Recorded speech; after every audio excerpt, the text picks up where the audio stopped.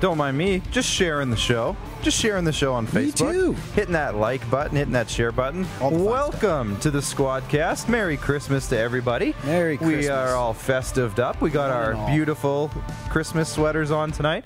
Mine says beard, so it's a beer with a beard, Max. I get it because I have a beard. Yeah, that's you got some Avengers action going on, huh? Hey. Not bad. That's all I got to say is, hey.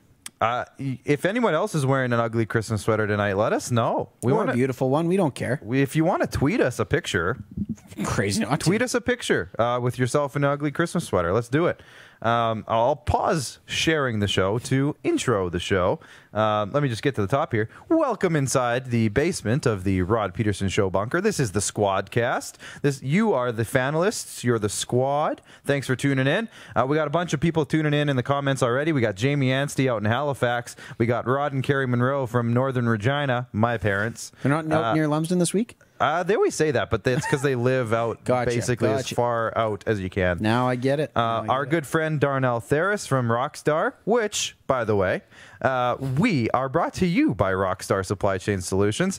Don't rack your brain trying to figure out how to get everything you need for your business. Give Darnell and Roxanne a call today, and they will handle it all for you. They've been super busy lately. Yeah. They've got a new office. They've got new gear. They've got more equipment. They've been blowing up social media. Big shout out to Darnell and Roxanne tonight. We got Max Ritz commenting in. Toss us a share. That's that guy. Hey. Max Ritz. Our good buddy Adam Schultz. Adam, have you used that gift card yet? Because he won one. Have you used it? I don't know. I don't know. I haven't talked to Schultz. He won one with us. Yeah. Our good friend Donna Berger. Merry Christmas to you as well, Donna. And Jamie again from out in Halifax tuning in from the Offside Hockey Podcast. Love it. We got to have Jamie on one day, I think. Yeah. Jamie, stay tuned. Crazy not to. Crazy not to. As always, Jordan, there is a graphic for this one. Ask us anything. Send us in your comments and questions throughout the night. We have a couple of great analysts coming up talking Maple Leafs and Canadiens, so send in your questions for those. Also, we got our big NFL talk coming up later in the show. We got some World Juniors discussion going on, and anything else you want to talk about, throw it in the comments now, please. And make sure, again, to hit that like and share button. Max, I'm going to continue to share the show while you break down what's going on tonight. Alrighty, let's do this. It's Christmas week here in the basement of the bunker. From the snowstorm down here, we will hunker. Ooh. Sleigh bells are ringing and ugly sweaters adorned. My weekend as a football fan has me feeling scorned. Producer Clark lights up the town with a 6-0 week. If only his Falcons could hold a lead, then he would be going into Christmas without any sign of a frown. Ooh, I thought you were going to rhyme it with the other. I thought you were going a different way with that. Just when you think I'm going to zig, I zag, right? You zagged. We wrap up our NHL preseason tour like fragile presents with care. It's the Habs and Clark's Leafs on deck. Will his Leafs make the playoffs and win a round? Do they dare? Oh, well, I hope so. Right. Joey Alfieri and Carlo Colaiacovo help us break it all down. And will Canada's World Junior team repeat as champs and retain their crown? The crown. I knew where you're going with that one. Oh, that's good. Yep, nailed it. There ain't no Grinch here. It's a studio full of cheer. Unless we go late again, and then Director Jordan may need a post-show beer. Or 6. You know, that's the thing about Jordan is he doesn't drink. So his coping mechanisms are way different than you and I. He's an Jordan, what would you, if you hot cocoa? Jordan, you can have a hot cocoa. Yeah, if you were super frustrated, what would be your go-to, Jordan? Like really long night, really stressful day. What would be your go-to thing to wind down, Jordan? Just say it in my ear. Prayer. Such a wholesome guy. Such a wholesome guy. He's so wholesome. And yet we got him here on a Tuesday We're night, ruining his in the life. middle of a snowstorm. Speaking of the snowstorm, our producer Kayla, who lives out in White City, which is about 10-15 minute drive from Regina, depending on who's driving, she's not able to join us tonight. So please shout out to producer Kayla, who's safely at home, thankfully. And my mom and dad, it's my dad, but he's saying we couldn't get to Lumsden tonight, Max, due to the weather Fair enough. Tough sledding out there. Hey. Yep, there it is there. Jamie Anstey, your Christmas rap played out better than your Rams on Sunday. You know what? Can you take a couple minutes, because I'm still sharing, take a couple minutes and just go off on that, please. Jamie? The Rams lost to the Jets. I'm gonna channel my inner Sean McVay here, Clark. I'm going to say this, all right? We got to be better. There ain't no doubt about it. But that's the beautiful thing about a 16-game season. You got moments of adversity. You got times where you lose games that you should win, undoubtedly, against the 0-13 Jets. But really, yeah, the Rams lost a game. But Jamie, why were your Jets even trying? Now they're going to lose Trevor Lawrence to the Jacksonville Jaguars. I don't know. To me, the biggest losers on Sunday were the New York Jets. I'm just saying. But that's the spin I'm going to put on it. Okay, fair enough. See, that's the good thing about liking a bad team like the Falcons is that, yes, it sucks. You lose every week. But then you don't have to go through moments like this where you're supposed to be good and then you lose to the Jets. Let's just be real. It's all right. We're going to beat the Seahawks by 20 on Sunday. You heard it here first. Let's go. Let's go. Okay, I got one more joke for you, though. Yeah, okay? hit me. All righty. So, what do a Christmas tree and Juju Smith-Schuster have in common? Oh, no. Okay, hold on. What do you got? Dancing. Something about dancing. Christmas tree. Something about falling down, maybe? Kind of, sort of. Okay, you go. Hit me with the punchline. They get lit up in December. Oh. Did you see that hit last night after actually, he was dancing all over the Bengals logo? There's been some great memes coming out of that. Yeah. TikTok has gone wild. Yeah, I think Mike Tomlin's going to be having a conversation with Mr. Smith-Schuster. But here's the thing, though. Everyone's saying that he's only done it the last couple weeks and they've lost, but he's been doing it all year. Oh, I know. He's been a disrespectful jerk all year. But, it is what it is. That's fine. But when you lose 3 games in a row, and again, this is where it comes down to a team of, okay, are you a little bit fraudulent? You went 11-0. You're losing 3 games in a row to the Joey Burrow-less Bengals. Like, I get it. I'm a Rams fan sitting here. We just lost to the Jets. Whatever. Fact of the matter is, you're 11-3, but there's a whole lot of question marks in Steel Town right now. Now, this is the best part about this whole conversation is it's not on script. We're just going off right now. This is all passion, you guys. I know. This is all passion that you're getting. And I am just about done sharing the show, I'm guys. done stalling for you now. Fantastic. Can I introduce our first topic? Yeah, you know what? Hit us with the topics. Fantastic, guys. Well, as we know, Sunday night, Elliot Friedman, I believe, reported it first. I believe everybody's given him credit for the scoop. The NHL is officially back. We talked about it a little bit on last week's show. January 13th is possibly going to be the date. It is now official. January 13th. Some of the opening night games are starting to trickle through. Chris Johnson from Sportsnet reporting that Toronto facing Montreal, where we're going to have some previews kind of lined up here with a couple of awesome guests of those two particular teams. I'm excited, Clark. It's officially back. So this is our first episode that we've been able to actually talk about it being official. And this is also our first episode that we've been able to officially talk about the Canadian division, which we've had 3 weeks now of, this is our 4th week of NHL Preview Tour, and we've only been hypothetically talking about the Canadian division, and now it's official. And that brings us to the discussion about that. Now, there's other stuff we got to get into, but the Canadian division, Max, we have to redo our predictions. Because we did a prediction back in October 27th. I looked at the post. I had Vancouver, Toronto, Montreal, Calgary, I think. Something like that. And you had the Leafs in 6th. Or 7th. 7th, dead last, finishing behind the Sens. So you need to redo that because you already admitted that was a joke. So we'll redo that, and maybe tonight we'll sway our thoughts. With Carlo Colaiacovo coming up, talking about the Leafs in just probably about 10-15 minutes here, and Joey Alfieri later in the show about the Montreal Canadiens. So we'll be releasing something probably shortly after Christmas. Yes. The one thing that's interesting about the Canadian teams, and this is a big news item, and I know Jamie's been hitting me up about this, Jamie Anstey from Halifax. I think, Jamie, you've been messaging me about this. But some teams don't know if they're going to be playing in their hometowns. And that includes Vancouver. Apparently, BC is pushing back against teams coming into Vancouver. The Canucks can practice and do their training camp, but teams can't come into play. And similar storylines are developing, not certain yet, but developing in Ontario, meaning Leafs and Sens, and the Canadiens in Montreal and / Quebec. So what this is leading me to believe is that the NHL's going, Max. They don't care where you play in your games. So I'm assuming that there's already something as a plan B because the NHL seemed to be very thorough with all of this stuff. So my guess is they're either going to do like a 3-city hub in Calgary, Edmonton, and Winnipeg and just kind of fly around a little bit. Intermingle in the prairies here, Or Saskatoon. Wouldn't that be something? Unfortunately, no fans, so that kind of sucks. But I mean, to know that there's NHL hockey going on just down the road, if they want a team to actually have like a physical home base, Saskatoon's has got a big enough facility. They've got an isolated facility. It's just on the outskirts of town. They got a hotel right there. So that could become, let's say, Vancouver's home base. Now, the tough part is that then you got the 3 Eastern teams coming in. So then what do? Did they all go to Saskatoon? Probably not. Do they all go to Edmonton? Maybe that's more realistic with the World Juniors just wrapping up. That's going to be tough. And being a familiar spot where they just had a bubble. They know it can work there.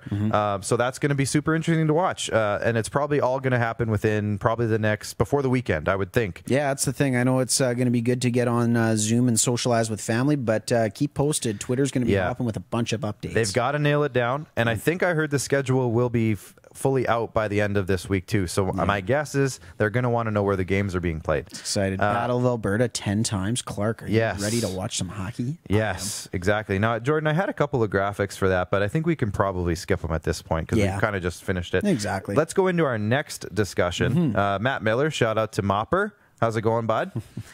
Super Canadian. Hello there. Hello there. How's it going, bud? I heard they have a fundraiser for the Trappers coming on right now. Speaking of the NHL, they're doing an NHL pool. Hit up Regina Trappers on Instagram. I don't know if you guys have it anywhere else, but I saw it on Instagram. And all of the players are selling basically pool entries for a fundraiser. So I know their baseball team. I don't know if I said that. Regina Trappers is kind of which team I play on in the summer. So we here can hit Matt for the $50 bill for the ad read there, free ad read. Yeah, Matt, I'm going to charge you money for that. So half of your earnings from whatever you sell from now on, you have to pay us as a advertising commission fee. Yeah, commission. You knew what you were getting into when you had popped into the squad. I don't think you did, actually. Okay, well, you tried. So we're going into some World Junior talk now. Jordan, feel free to throw that graphic up, the World Junior one, the green one there.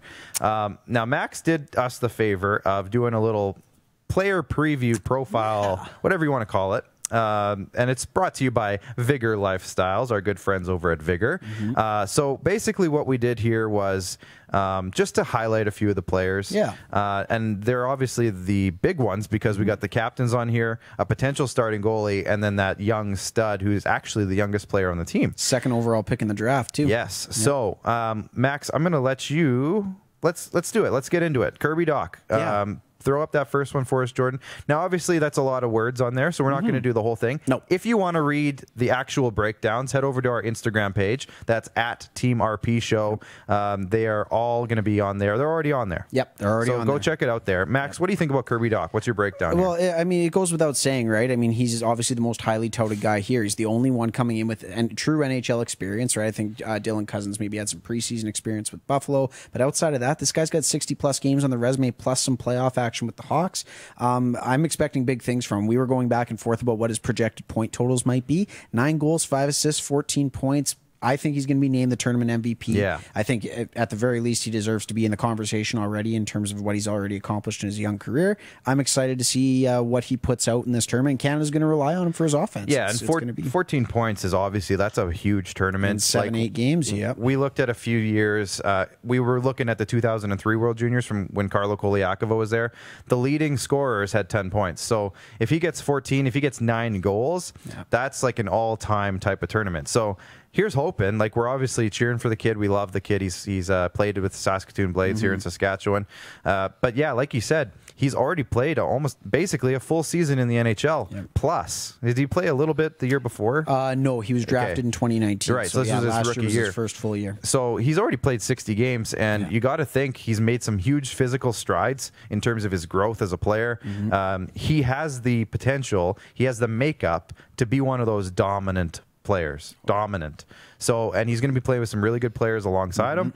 And one of those players is Dylan Cousins. Jordan, you can bring up that second graphic for Quick Dylan little Cousins. segue before we talk about Dylan Cousins. Ben Wilhelm with a nice little joke for Tanner Ring in our playoff draft. You should be excited. Sorry, not playoff Kirby. Draft, just our season-long keeper league. Oh, yeah. Tanner and Benny and myself know what that means. Gotcha. There was a bit of a wayward trade happening. Gotcha. That's fine. Jordan, bring up that Cousins graphic, please. There's Dylan Cousins. Absolutely. Now, he's projected to play alongside Kirby Doc. Now, we had him projected at 4 goals, 5 assists. Again, that's kind of just us spitballing a little bit. But he's going to be with Doc, and it sounds like they're also playing with Jack Quinn. Jack from the Quinn. Ottawa 67s. So, you look at Cousins, he's not necessarily considered a playmaker. From what I've seen, he played with the Lethbridge Hurricanes. I've seen him a lot. He was a stud 16-year-old in the playoffs a couple years ago. And then he's not necessarily a prototypical playmaker, but you're playing with Kirby Dach, who's going to be a dominant force. And Jack Quinn is known as a sniper. I think he had 40 goals in his draft-eligible season. Tune, So you're looking at two guys who can put the puck in the net. So can he. But I think he could turn into one of those guys who kind of leads the tournament in assists, just for who he plays around. Absolutely. So that could be really interesting. Let's bring in Bowen Byram now. Bowen Byram is a guy who you said, I didn't even realize it, is in his third tournament. Yeah, it's his third go-around at the World Juniors. He's going to obviously be relied upon for his leadership and experience, and that's kind of what we were talking about. Obviously, TSN posting the graphic of the captains that were named. These three are going to be the C and the A's, and all coming from the WHL. So all WHL. That's going to be very, very interesting to see how they all somebody asked we shared this graphic in one of the WHL fan pages on Facebook, and somebody asked, and I wasn't sure the answer, how often or when's the last time all three captains have been from one of the CHL leagues? Yeah, no, it's definitely something that stands out when you look at the composition. I want to say like back in 2015 or something when it was like Domi and McDavid and that sounds Duclair. Probably about right, yeah. All the OHL guys got it, but wouldn't doubt it. But that's an interesting topic, and if anybody knows in the comments when the last time all three captains were from one league, I don't know if maybe that's more common than we think, but let's put up the next graphic. This is Quinton Byfield now. Quinton Byfield here, you see him there with a smile on his face. He was the second overall pick, like Max said, to the LA Kings. He's coming in pretty hyped up in the sense that he's another one of those physical forces in terms of size. I think he's 6'4"? 6'4", yeah, 200+ pounds. Top 3 draft pick from this past year, and he's playing with some good players too. Now I don't know how the lines are going to shake down specifically for him. He was on the second line at practice today. Now would he be playing with a guy like Connor McMichael maybe? Possibly. I think Connor McMichael's supposed to center a line too, but I mean that's the thing about the strength of this team, right? Is there's a lot of guys that they're very versatile. They can play the wing, they can play center. I think it'll be pretty interchangeable. I think Byfield though is kind of penciled in as a centerman. That's just what he's always been, and it plays to the strength of his game, right? I know that a lot of NHL comparisons had him to local Regina native Ryan Getzlaf for the type of game that he kind of models after. So if he has a career anything like Ryan's, I think the LA Kings will be pretty happy about that. Not a bad comparison to have. I'm really excited to watch him play. I think a lot of the hype is coming from me. I think he's going to be one of those guys. Now we had his projected totals at 3 goals, 5 assists. I might have jacked those up a little bit. That could be anywhere really, but if you're looking at him as maybe your second line center, that kind of production would be huge. Let's go to the goalie now, Jordan. Taylor Gautier. Now, Taylor Gautier is coming out of the Prince George Cougars system, and we were talking about it before the show. He's undrafted twice. Passed over twice. He's the only goalie there that's undrafted, but I think he's going to be the starting goalie. Now, make sure you tune in tomorrow to the Rod Pedersen show. We have a World Junior preview, and we're talking to Jason LaBarbera, who's the goalie coach, and he's going to, hopefully, he's going to answer the question of who's going to be the starting goalie. Oh, that's exciting. Because we don't really know. This is one of those years. I feel like every year you either have a guy who's coming back from the year before or a guy who's coming back who was like the backup the year before. So you usually have some sort of consistency or like carryover. Totally blank slate. All three guys never played in the tournament before. And Taylor Gautier is a guy we talked about who carried the Prince George Cougars.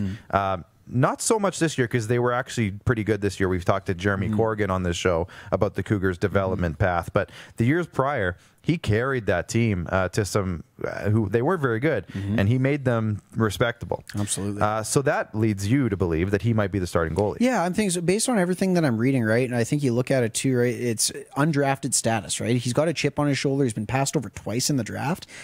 For a guy that has put up decent numbers on a team that maybe isn't in the upper echelon in the WHL the last few seasons, but he's worked hard. He's earned this opportunity. He's a veteran of the program of excellence. He played in the Ivan Hlinka, I want to say 2018-19 when I was looking up the numbers. He is a guy with elite athleticism, great post-to-post movement, a lot of the things that I understand are good in terms of a goaltender. So usually. I never was one, but maybe Tanner Ring can speak to that. No, I think he I don't think you should ask Tanner Ring about any goaltending advice. Yeah, probably not. No. Probably now, I'm super intrigued. The goaltending battle is going to be probably the storyline of the tournament because they have 3 guys who can start, and who knows, right? Jamie Anstey is just chiming in. Perfect timing, Jamie. I say Garand plays Germany, Gautier plays game 2, and from the interviews in the past week leading up to the tournament, a few are leaning towards Garand versus Gautier 1 and 2. I like it, and you know what? It might be a bit of an open competition to start the tournament. That's the nice thing about the hot hand. It's a short tournament. You go with the hot hands. Yeah, definitely. Jordan, you let me know when Carlo Colaiacovo is ready. He's in. Okay, well, we're going to probably ask him about the World Juniors. So, Carlo, study up. You got like 5 minutes or less here. Now, we got 2 quick topics, and then we're going to go to break. First one, NBA season is back. We almost forgot to talk about it tonight. Yeah. There's too much going on tonight with hockey and World Juniors. Christmas and We stuff. almost didn't even talk about the NBA season starts tonight. Yeah. So the Warriors and the Nets, the Clippers and the Lakers play tonight. The Raptors tip off from their new home in Tampa Bay against Zion Williamson, and the NOLA Pelicans tomorrow night from Amalie Arena in Tampa Bay. The Tampa Bay Raptors. Yes. So, Max, I guess, like, quickly, 15 seconds or so, like, excited for the basketball season? Does it have your attention? It does. You know, at the end of the day, I'm becoming a more well-rounded sports fan as I get a little bit older, and you can gain an appreciation. The Raptors won the championship in 2019. Oh, yeah. It was hard to ignore that, right? So, and I know Carlo's a big Raptors fan. Exactly. They kind of captivated my attention anyways, and you know what? I'll be tuning in. I'll at least be paying attention and checking in on them. Yeah. Couple of big bringbacks, right? We were talking about it. OG Anunoby re-signing on the Jordan, you can throw up that graphic for OG Anunoby. Just a quick Raptors. little 4-year, $72 million contract extension, eve of the season. Christmas, Merry Christmas, OG. Yeah, super happy Christmas for OG Anunoby. Now, I've loved OG Anunoby, brings a great energy to the floor. He's going to balance out that roster nicely for the next few years. Yep. And it's interesting. The Raptors aren't in a transition, but they're without Ibaka. They're without Gasol. Lowry's another year older, but I don't think he's going to take a step back yet. I don't think so, not quite He's yet. still rolling. They brought back Van Vliet, and they're bringing in Malachi Flynn, who's interesting. Yeah. So the Raptors are never shy of headlines and storylines to follow. So, again, I'm always looking forward to the Raptors season. Obviously, that year, a couple years ago, really piqued our interest over here in Saskatchewan. But, you know, I've always followed the Raptors at least somewhat. I've always we always been know who's on that the floor in the starting 5. Yeah. We always know that. Follow them. So definitely excited. Going to check out a few basketball games this week. And speaking of the world's best basketball players, Hoop Life Basketball, Jordan, you can throw up Hoop Life Basketball is the place to be if you want to become a better basketball player this winter. HoopLifeBasketball.com. Use promo code SQUAD10 for 10% off all camps, sessions, and apparel. And, you know, Christmas is Friday. You still have time if you want to get a Hoop Life hoodie, a gift card, or anything they got in their apparel line. It's all good stuff. HoopLifeBasketball.com. Use promo code SQUAD10. Super quick, before we go to break, we got the Vigor Fan Vote. Jordan, throw up that Vigor Fan Vote. And Carlo, I want your thoughts on this too, so pay attention again.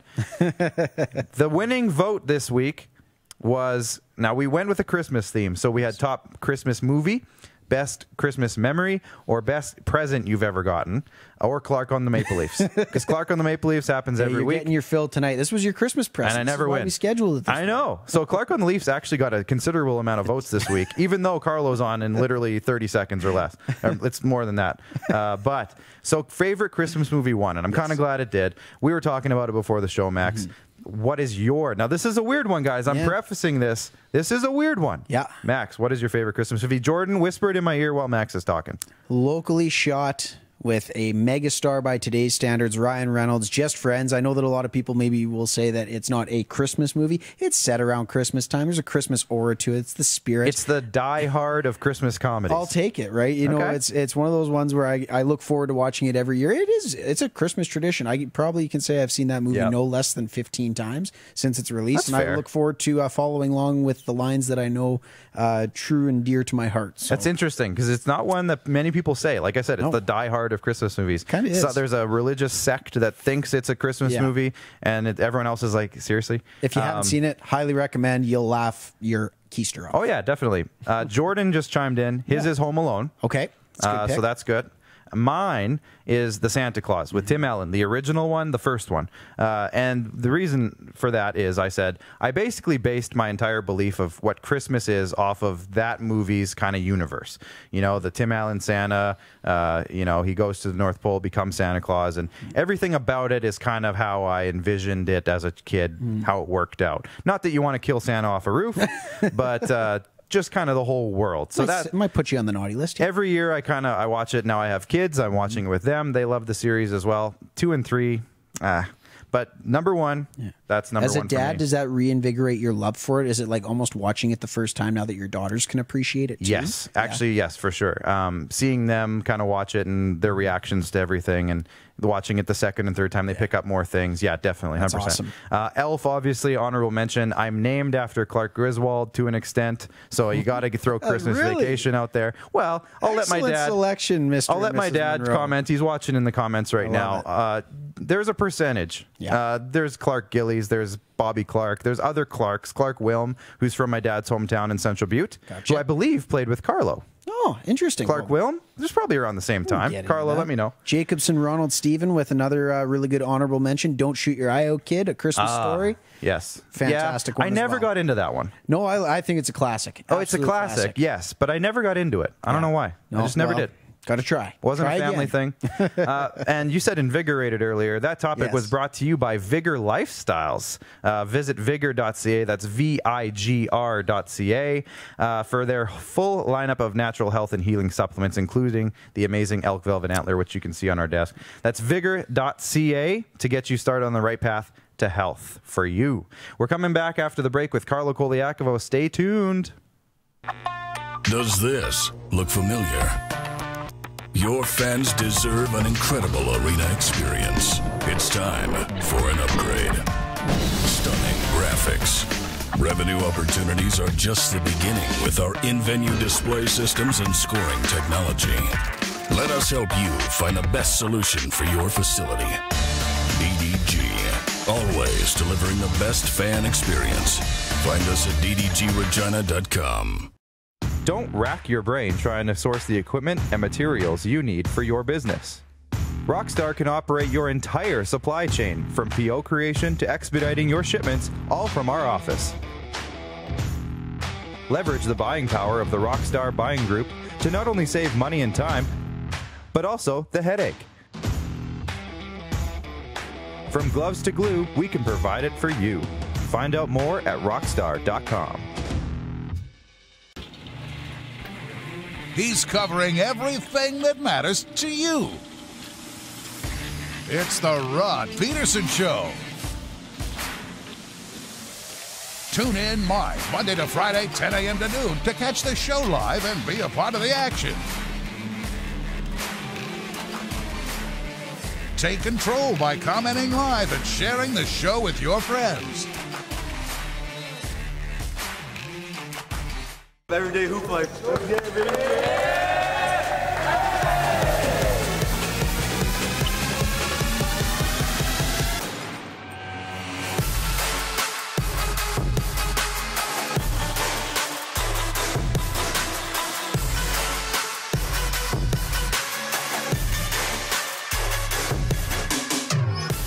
IKS Live. IKS Live. Western Canada's premier production services company. LED sign rentals. Video production. Event management. Look no further than IKS Live. Visit our website. IKS Live. Always the best seat in the house. IKS Live.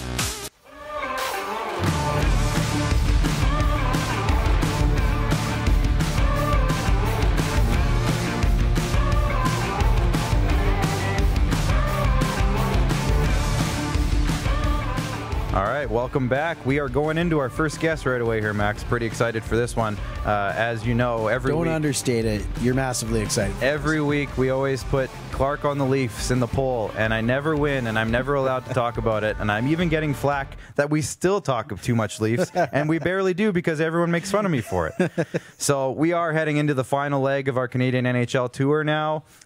We're talking with Joey Alfieri later in the show on the Montreal Canadiens from TSN, but we're heading a little bit further west, a little south right now. Staying with TSN, though. Yes. And we're going to be talking with Carlo Colaiacovo, NHL alum and co-host of First Up. Carlo, thanks for checking in tonight. How you doing?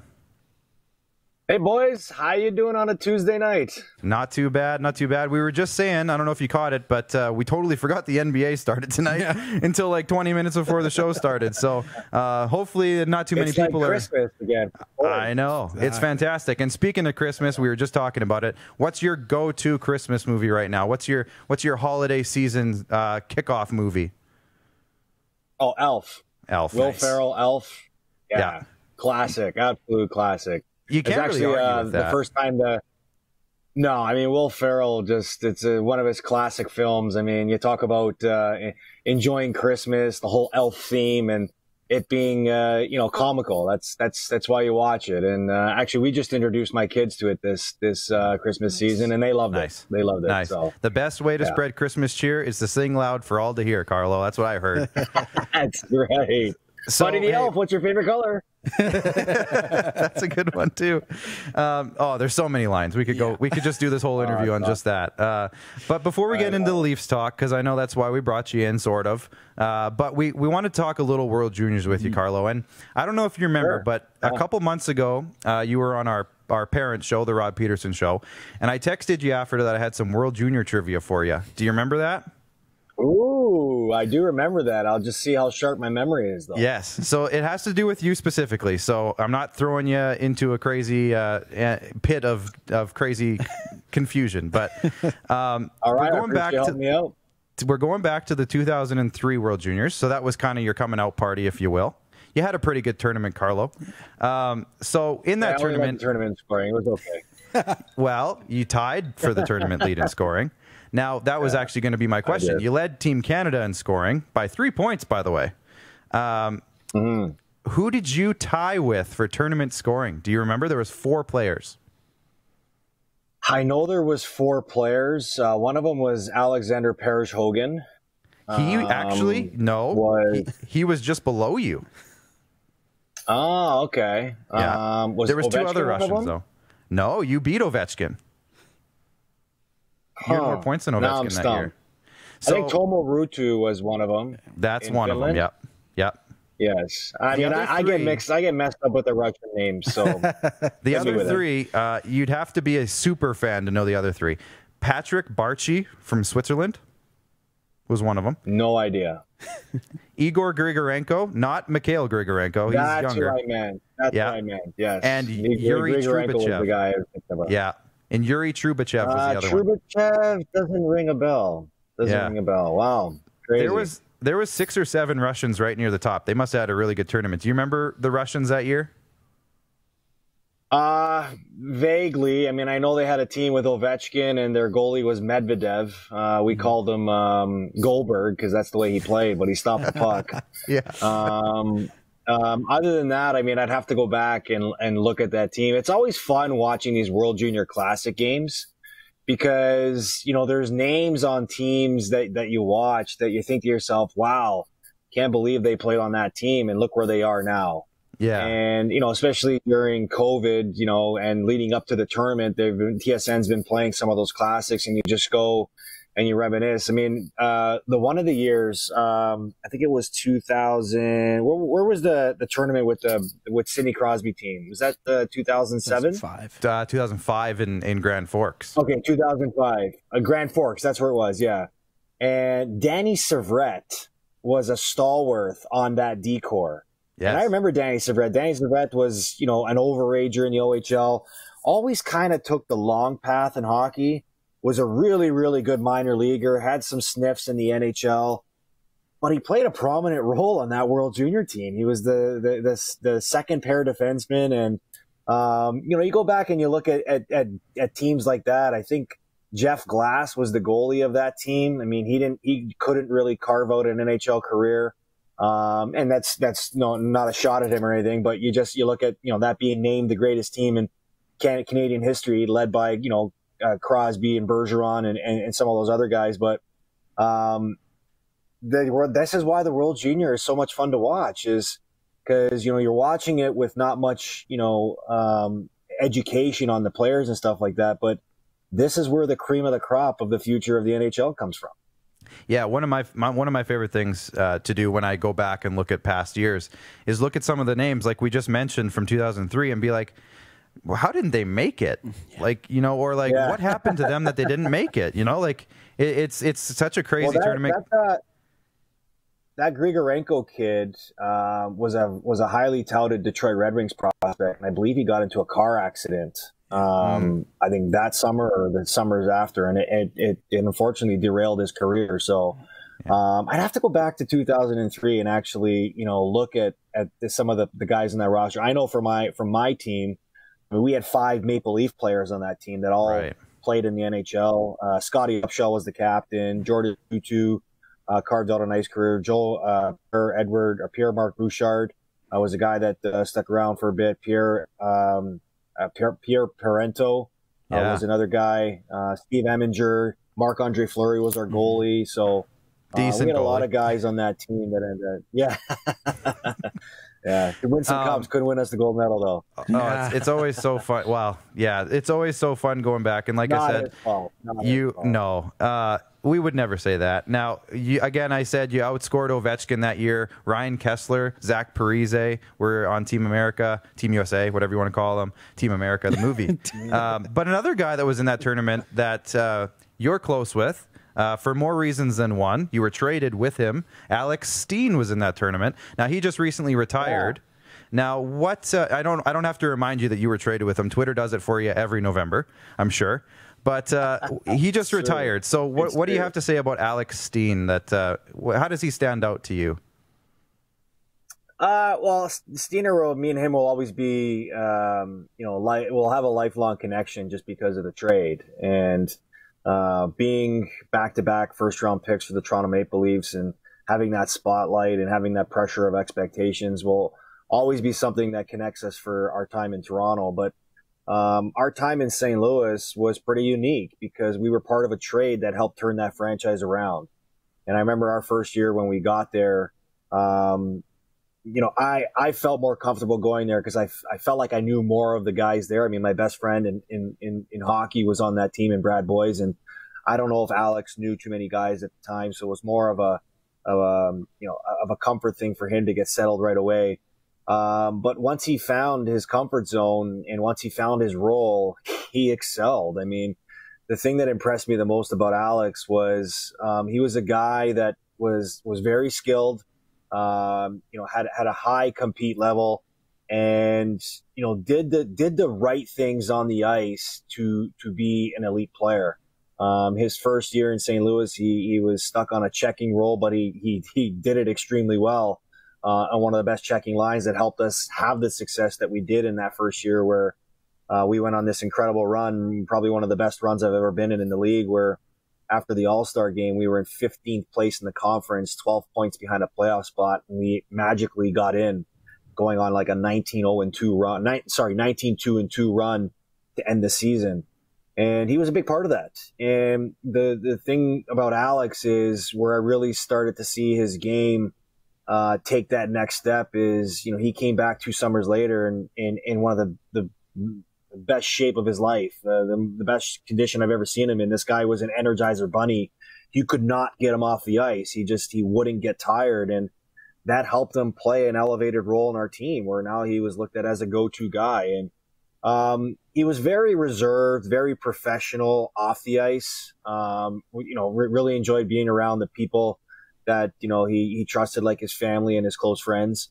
But really was a voice in the locker room that people listen to because, you have a lot of appreciation for those guys that talk the talk, but walk the walk. And, he's a guy that backed his play up with the things that he was preaching and the things that he would, stand up and say with around the guys in the room. So a credit to him. I mean, 1,000 games is something that a lot of guys will, that play a long time and never get a chance to say they did. He did it, in 2 places, which is very rare too. And he did it playing the game the right way. I mean, you talk about, being a 200-foot player. That's something that he, prided himself in a lot. Great penalty killer, great power play guy, great situational guy, and a guy that, everybody that played with enjoyed having as a teammate. Yeah, absolutely, Carlo. And you alluded to it earlier, right? An incredible run that you were a part of, and not unlike their run in 2019 to their first Stanley Cup in franchise history. Pretty cool thing. And just kind of want to stick on St. Louis for a minute. I know we've got you here to do a Canadian Leafs preview, but for fans of St. Louis that are maybe a little bit out of market here in Regina, Saskatchewan, and can't imagine there's too many Blues fans in Ontario, but I want to kind of maybe dive into their offseason a little bit. The non-move to let Petro go. And in addition, naming Ryan O'Reilly the 23rd captain in franchise history. Just what do you think of the state of the 2019 champs right now in the offseason that they've had? Well, I think it goes to show you the way the Blues operate and the way Doug Armstrong operates. They run a very successful business over there, and they do things their own way. And it's hard to believe a team that watched Alex Pietrangelo get drafted and develop into the superstar that he is as a defenseman, watch him leave. Because, it's very rare to see those guys, especially as defensemen, see them hit the market because, when you have them, you want them. And when you don't have them, you're always looking for them. And usually when you have them, you find ways to keep them. And it was very surprising to me that the Blues didn't find more of a way to keep them. But they have their reasons, and Alex has his reasons. It's sad to see the way that relationship ended up, parting ways. But look at what Alex was able to accomplish during his tenure there. A guy that they drafted 4th overall in the 2008, I believe, NHL entry draft, and helped them win a Stanley Cup. The guy that they groomed into a captain in the future and the face of that franchise.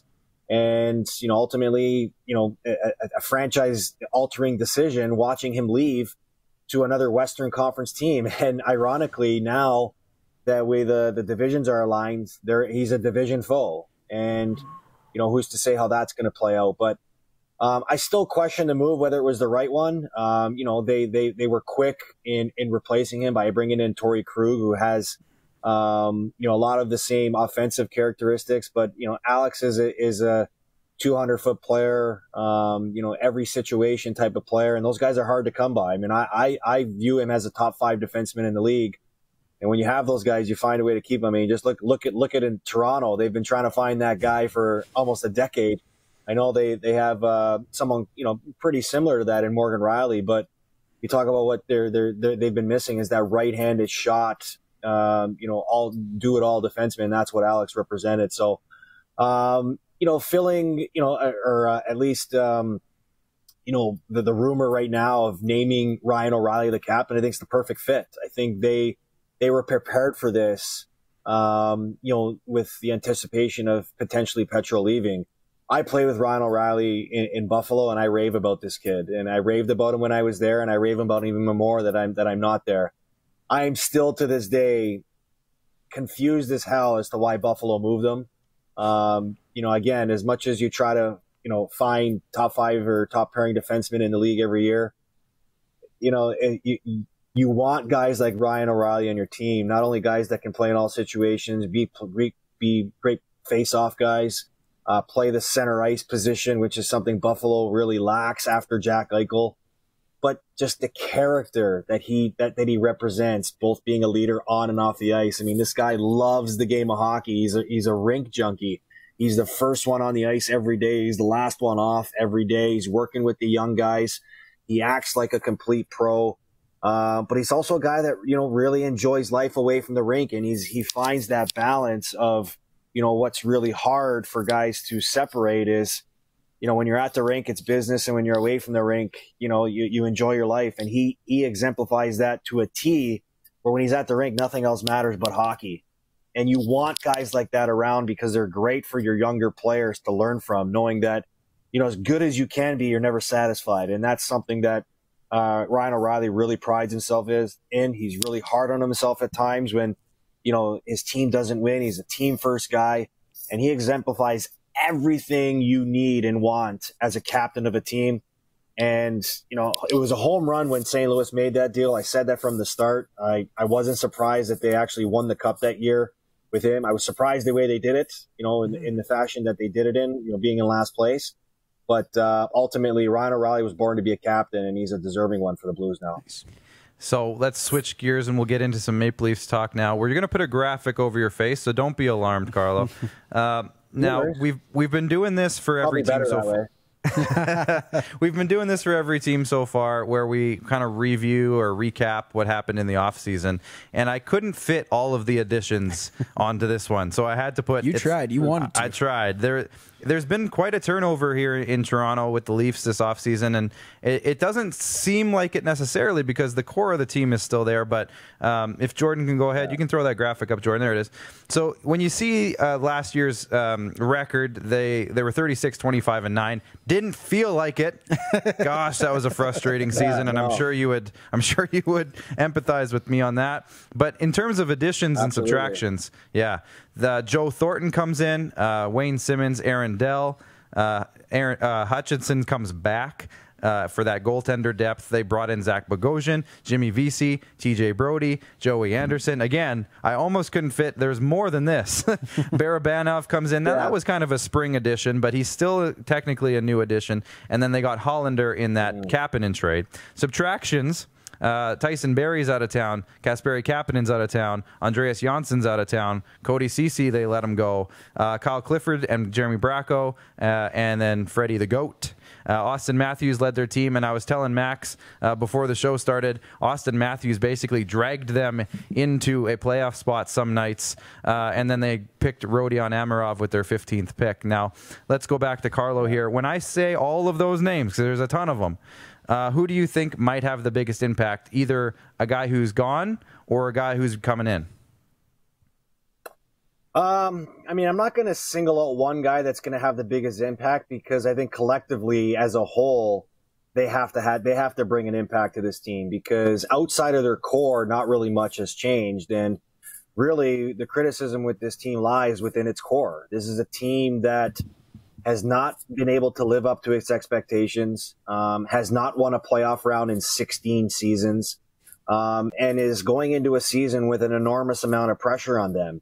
Not only as players, but as management. I wouldn't say the coach, because it's his first full season, but this is Kyle Dubas's, second full season on the job. And considering the changes that he's made in 2 seasons of constructing this team, they're enormous. I mean, you talk about on a year-to-year basis, the influx of, somewhere around 10 new players. That's hard to find, instant success when you're trying to familiarize that many new players with a system that you want to play on a year-to-year basis. And listen, this is what they created. With the way they constructed their team, with the salaries that they've paid these guys, and not saying that it can't work. It's just never proven to work. And this is the challenge that they face, especially in a cap world where it's going to be flat for this season and maybe a couple more after this. So I think where you have to be encouraged about this team this year is that they swayed away from their philosophy a little bit, where they focused on, bringing in grit. They focused on bringing in character, the importance of having older guys around, which they saw in a guy like Jason Spezza last year. And, the way he played with a chip on his shoulder and a heart on his sleeve in the playoffs and leaving it all out there. You can never have enough of those guys. And I've been preaching that for the longest time, even near the end of my career, is that as good as hockey is, with the transition into a youth movement, sometimes there's too much youth, and, you lose touch as what's really important in your locker room. It's great to have skill, and the Maple Leafs have a lot of it. But as you see year after year in the playoffs, the best teams with the best players don't always win.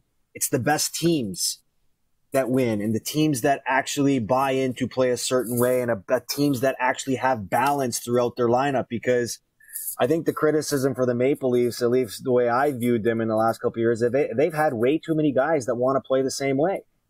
And, when you have that on your roster, and you're playing in a 7-game series where the other team's third and fourth lines are bringing something different at you, what are you doing to counteract that? And, you know, in a 7-game series, every inch of the ice gets tougher.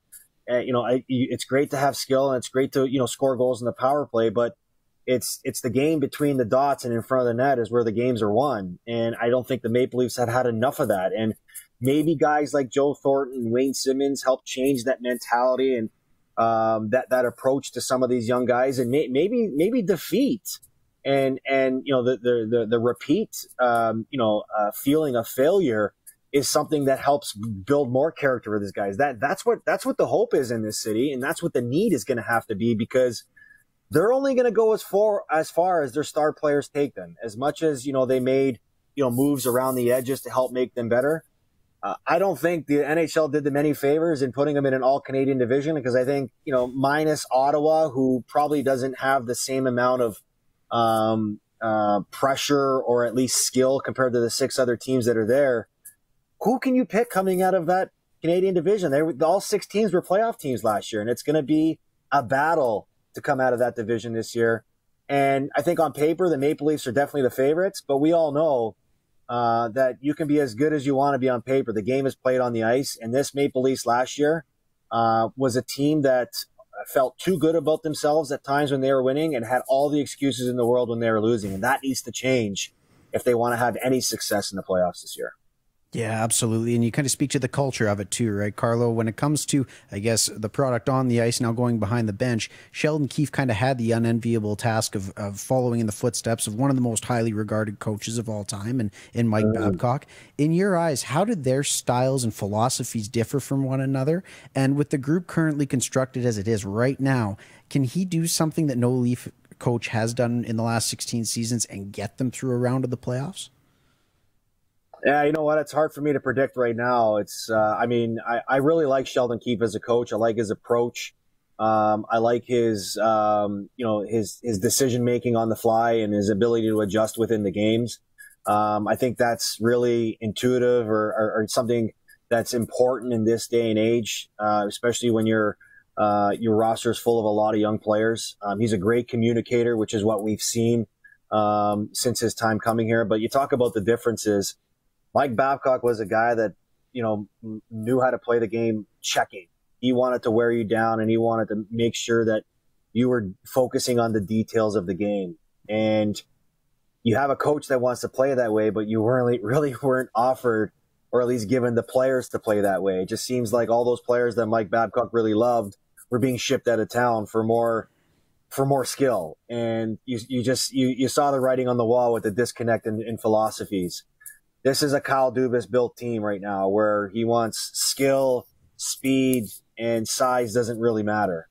And I think Sheldon Keith is best fit to coach that type of style. But, you know, you like I said, you need to have more balance in playing that way, because, you know, if you're going to roll out 4 lines of those guys all playing the same way, how are you really gaining an advantage when other teams' third and fourth lines are checking you? And there's, you know, checking's a big part of the game, especially when it comes playoff times. You can be as good as you want to be in the regular season, but if you don't win a playoff round, that's what you'll always be judged on. And for the Maple Leafs, that's something that's a label, or at least a conversation that they're going to need to change with their own play.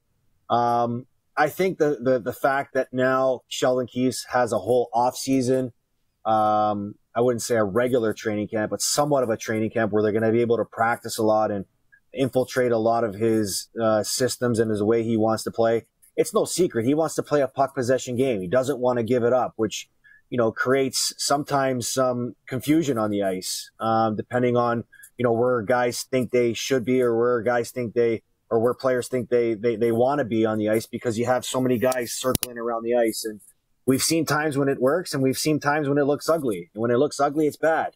But you need everyone buying in the same way to play the same way. And another thing too is, you know, Sheldon Keith's one of the youngest guys, you know, in the NHL when it comes to being a coach. And that's why having a guy like Joe Thornton could play a huge role as to being like teaching guys how to play the right way and do the right things, not only on the ice, but the way they prepare and take care of themselves off the ice with their approach to the game. So you hoping, you know, even a guy like Zach Bogosian, who's coming in right now fresh off of winning a Stanley Cup, You know, there's things that he had to do to survive in the game, you know, after missing so much time and departing ways from Buffalo. And I would imagine his experience and his time in a winning environment, which is something he never experienced his whole career in Tampa, really helped him appreciate. And, you know, you hope that that's going to be something that he can help relate to this young group as well, too. So I think for the Maple Leafs, you know, when I look at the way they play, it's all about less is more. When they try to do too much and they try to, you know, focus on scoring the pretty goals, that's when they get themselves into trouble. Every goal is viewed the same way. It's got to go in the net. Doesn't matter how it goes in. Just everybody's got to be on the same page doing it. Now, one of the most frustrating things for a lot of Leafs fans over the last, you mentioned it already, but over the last few years is that rotating door on the blue line. They haven't been able to find somebody to play with Morgan Rielly. I could go on. Jamie Anstey is watching from Halifax right now, and he brings up a good question, and I was going to go there anyway, so let's give the credit to Jamie. But we got Jake Muzzin, TJ Brody's coming into town, Zach Bogosian's coming into town, obviously Morgan's that staple. They also have Justin Hall, they have Sandin, they have Liljegren, they have Calle Rosen, they have Martin Marinson, they have Mikko Lehtinen. I could probably name 3 or 4 more guys. Where do you see, and Jordan, feel free if you want to put up that defense graphic of the top 6, projected top 6. Where do you see this defensive group kind of balancing out by the time they start playing games?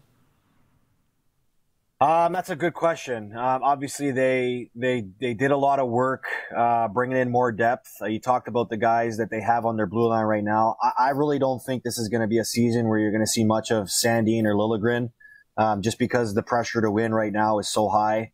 To me, the big wild card on defense is, you know, what type of player can Mikko Lehtinen be?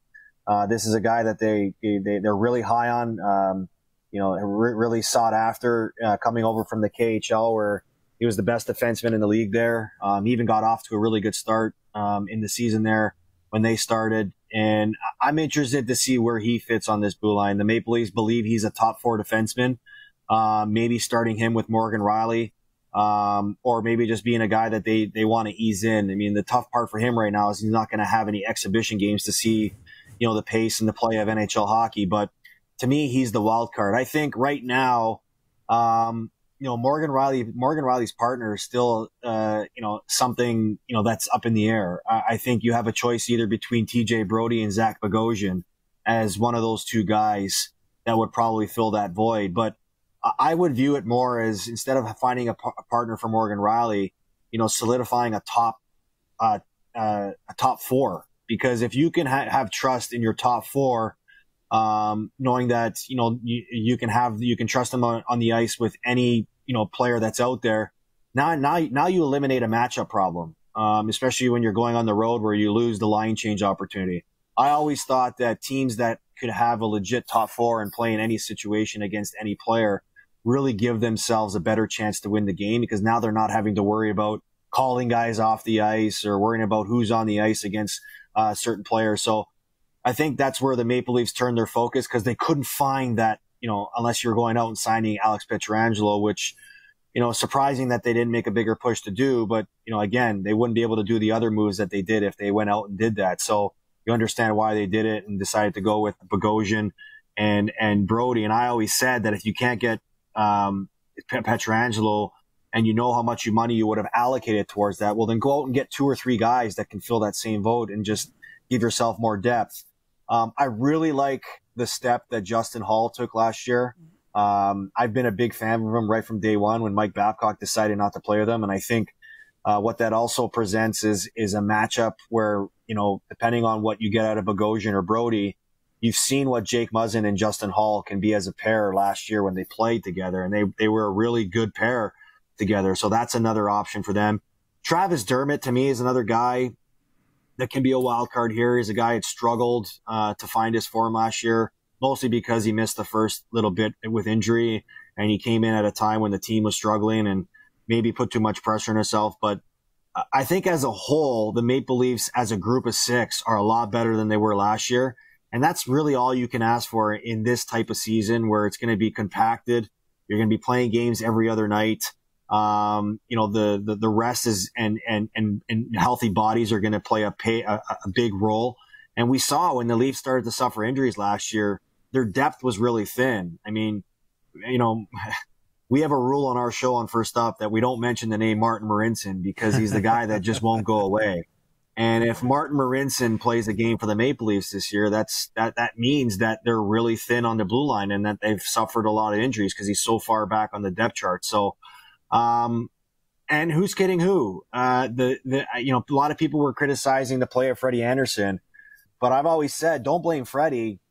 Give yourself a chance to put an actual group of defense that you can trust in front of him before you start criticizing Freddie Anderson's game, because without Freddie Anderson, this team wouldn't even have been a playoff team last year or the year before. So a lot of questions to answer. I think, you know, there's a lot of cautious optimism, at least on my part, with the Maple Leafs this year, because they have made changes. I believe they've made some good changes. But again, you have to find the right fit, and it remains to be seen if the guys that they bring in are the right fit to surround this core. I think they are, but again, it's up to them to go out and prove it and show it. Just a really quick one. We talked about, you know, a lot of those guys, the TJ Brodys, Mikko Lehtinen, and Travis Dermott is a guy who's kind of on the bubble almost right now on that roster, long term at least. But they're all left-handed shots, and there's a lot made. You were a left-handed shot. There's a lot made of that playing on your off wing as a defenseman. How much does that play into it at the NHL level? Because, look, I was a left-handed defenseman. I played midget AA in Regina, Saskatchewan. I played offside. I played on my right side, on the right side. But that's not the NHL. So when you get to that level, how much of a difference does that make, really? It all depends on the player's comfort. I know for me, early in my career, I loved playing the right side, just because I was able to use my skills a lot better. You know, skating, quick transition, one-timer, making a quick play when I get it. But as I got older, I hated playing it because I was more of a guy that understood that less is more, and you know, being in the right position at the right time, and the importance of making a good first pass. Because in a league where, you know, right now there's so much freewheeling, that's why defensemen are so important, is because you need guys that can put the puck on your best player's stick. And so I always preferred being on my left side for that. And there is a true value to having a lefty righty, because you really do, you know, allow yourself to be at your full strength playing the position. TJ Brodie is a guy that's played his right side, but he played it alongside Mark Giordano. And Mark Giordano was a guy that was winning Norris trophies later on in his career. And who's to say that, you know, TJ Brodie wasn't a big part of that. But, you know, I know from playing with a guy like Alex Pietrangelo in his rookie season, even in his second season in the league, that he made the game easy for me because I would just find a way to get him the puck, playing my strong side. So they definitely have another challenge in front of them, because it's been the criticism that people have pointed out about this group is they don't have not even a top pairing right-handed shot defenseman, but not enough of them to give you the chance to play full righty-lefty. And I think any defenseman will tell you it's easier to make a pass when you're facing up the ice instead of making a pass when you're only seeing 3/4 of the ice. Absolutely. And you know what, Carlo, when you look at it with the roster that Kyle Dubas has constructed here, he's going into what, year 4, year 5, Clark, of his tenure as the Leafs GM? It's Carlo mentioned it earlier, but it's only his second full season, right? Because it was cut short, obviously, and yeah. Absolutely. But are we at the point, especially with obviously the temperament in Toronto and the fan base, is it kind of at the point with the amount of changes made? Is this the year where the stamp is put on Kyle Dubas's Toronto Maple Leafs tenure if the season goes poorly? Or if it goes well, what are we looking at out of the young GM here? Is it a long-term fit extension-wise? Or, again, is it boom or bust time for Kyle Dubas even this early on in his Leafs tenure? I don't like speculating on people's futures, but I can tell you one thing. There's going to be a lot of pressure on Kyle Dubas and this Maple Leafs team to perform and have success. I think it's a must for you know, everybody's safety that they win a playoff round this year. Because anything short of that, there's going to I would anticipate there being some major changes, or at least some serious discussions happening, you know, at everybody's position. Because, you know, the window's starting to close on Austin Matthews' new contract. You've paid a lot of money to some of your core players that and I don't want to speculate on what this season is going to be, but if they don't get out of it, it's another year and another failure and another missed opportunity with this core group. So not only will there be questions that need to be answered from management, there's probably going to be a lot of speculation, and people thought it was going to be this year, maybe breaking up the core.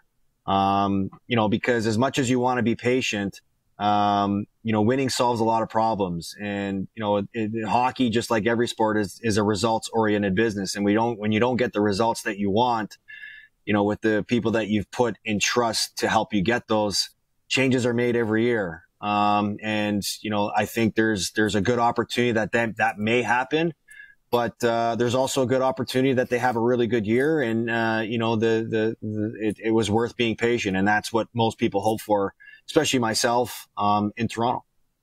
So you mentioned kind of how the core is still together, and a lot of the changes that have been made, although there have been a lot, they're all kind of on the outside almost, or on the depth portion of it. One guy who's still there who has a lot of question marks, and I feel like he's the biggest storyline, honestly, going into the season, is the goaltender, Freddy Anderson. Now, he's in a contract year. They're in a position where they can't really afford to give him a raise, a big one anyways, unless they shuffle some things. And especially, like you said, with the flat cap, and we aren't sure if they're going to be getting a raise in the cap in the next couple of years. So how big is this season for Freddy Anderson, and what do the Leafs need to do to keep him around long term, or is there maybe another plan in play here? Well, like I said, Freddie's been the backbone of this Maple Leafs success for the last couple of years, or at least as long as he's been the goaltender of this team. It's pretty clear that, especially under Mike Babcock, that they couldn't trust anybody else in the net. So he understands his value to this team, and I think everybody else does. And I think Freddie's value is going to be determined by his play. I think, would have been nice to see, or for him at least, to get some security in his future with maybe a contract extension.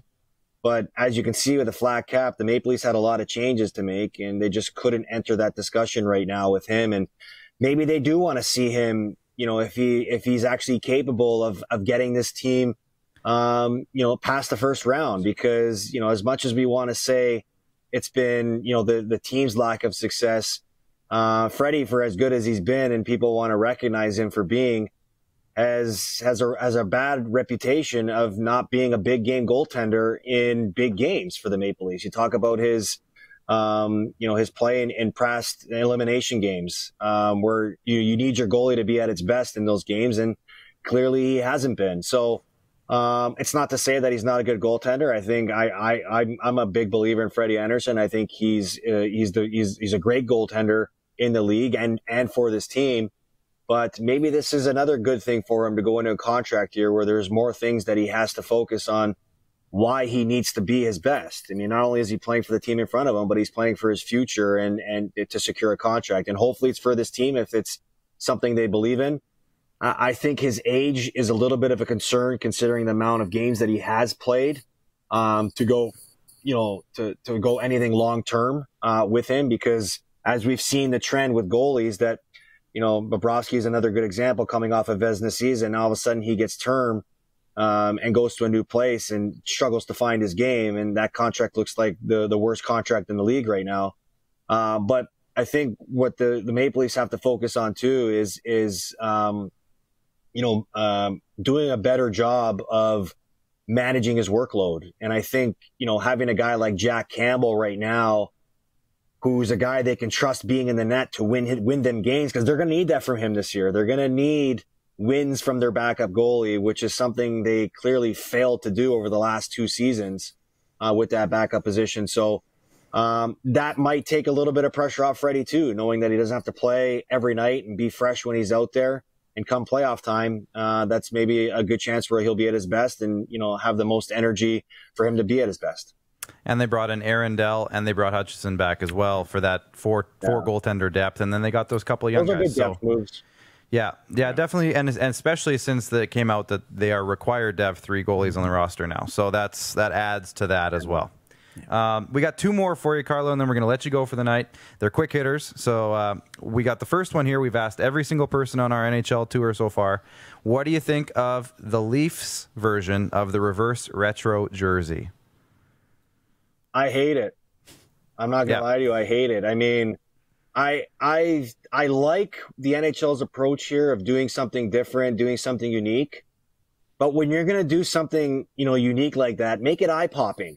I like the fact that they went old school with the white down the sleeve, but what's with the logo, man?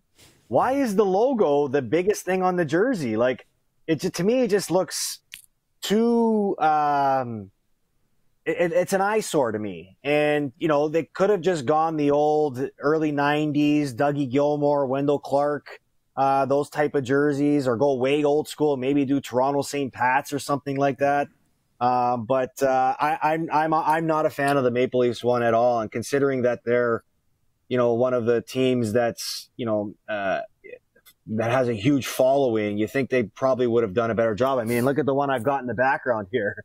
This one would have been better than the one they chose. So, so that's my opinion on it. I know there was a lot of criticism around it as well, with the size of the logo. And you know what? Even if you went with that logo, at least make it more proper than the way that they sort of make it look. And I always question, how that stuff gets approved. Like, if I'm saying that, what are the people inside saying, right? So yeah, you're not the only one. It is what it is. Oh yeah, go ahead. No, I'm saying it is what it is. Go ahead. So to build on that, on the Rod Pedersen show a couple weeks back, we had Rick Vive. And Rick Vive played in the era that they're trying to mimic. And he said he hates it. So I think that's the last word.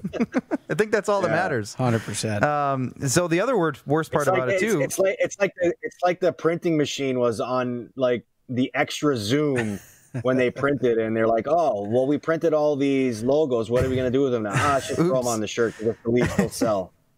The worst part for me is it's not even a white down the sleeve. It's like an off-white grayish almost when they actually wear it in full light. And the other thing is the numbers on the back are about as big as those Sabres numbers from on the wall behind you there too. They're almost as big as they're almost as big as the logo on the front. Man. So final thing, we got to do this because we've been, again, everybody we've asked so far, we've had to finish the interview off with this.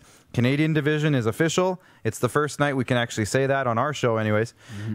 Where do you think the Leafs finish in the Canadian division this year? Wow, I was asked to answer that on my show. It's a tough question. It really Vancouver. I picked Vancouver to win the division just because they took a massive step as an organization last year. They've obviously let Markstrom go because they have a lot of belief in Demko, and they brought in a guy with even more experience in Braden Holtby.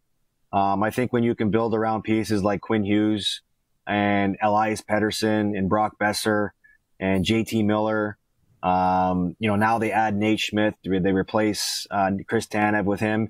I think that's an exciting team to watch this year, and a team that's probably going to start with a lot of confidence considering the success that they had last year.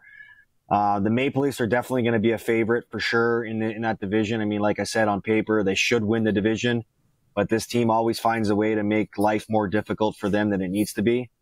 How do you count out Winnipeg with Connor Hellebuyck being the Vezina Trophy winner there? Calgary, got Markstrom. I think Calgary might struggle out of the gate a little bit just because, Markstrom is coming into a new system and playing behind a new set of defensemen, and it might take some time to build some chemistry with those guys.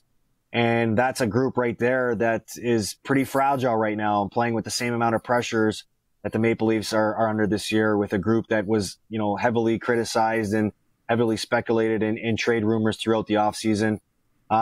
You can't count out the Edmonton Oilers, even though I don't believe in their goaltending, but they got two of the best players in the game playing for them. And on most nights, those two guys will find ways to win more games than lose.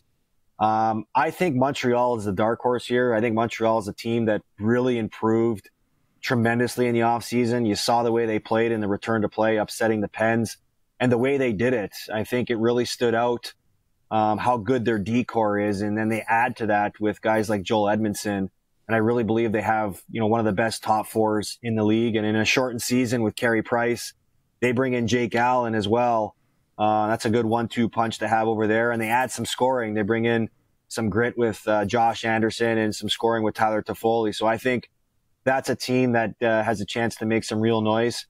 Unfortunately for Ottawa, that's a team that's still rebuilding. Yes, they got Matt Murray, but, I think there's going to be a little bit more time for them to develop. Am I missing anybody right now in the Canadian division? No, you've crushed it. Everybody? No, you crushed it. Yeah. So the Maple Leafs should definitely be a top 4 team, but, we're going into one of the most unique seasons, aside from the return to play where you're going to have so many factors that play in with injuries, with COVID, with condensed schedule, with an all-Canadian division, which is what I'm excited to see because, this might be a good time to actually see some rivalries be developed organically, instead of, trying to force it on teams.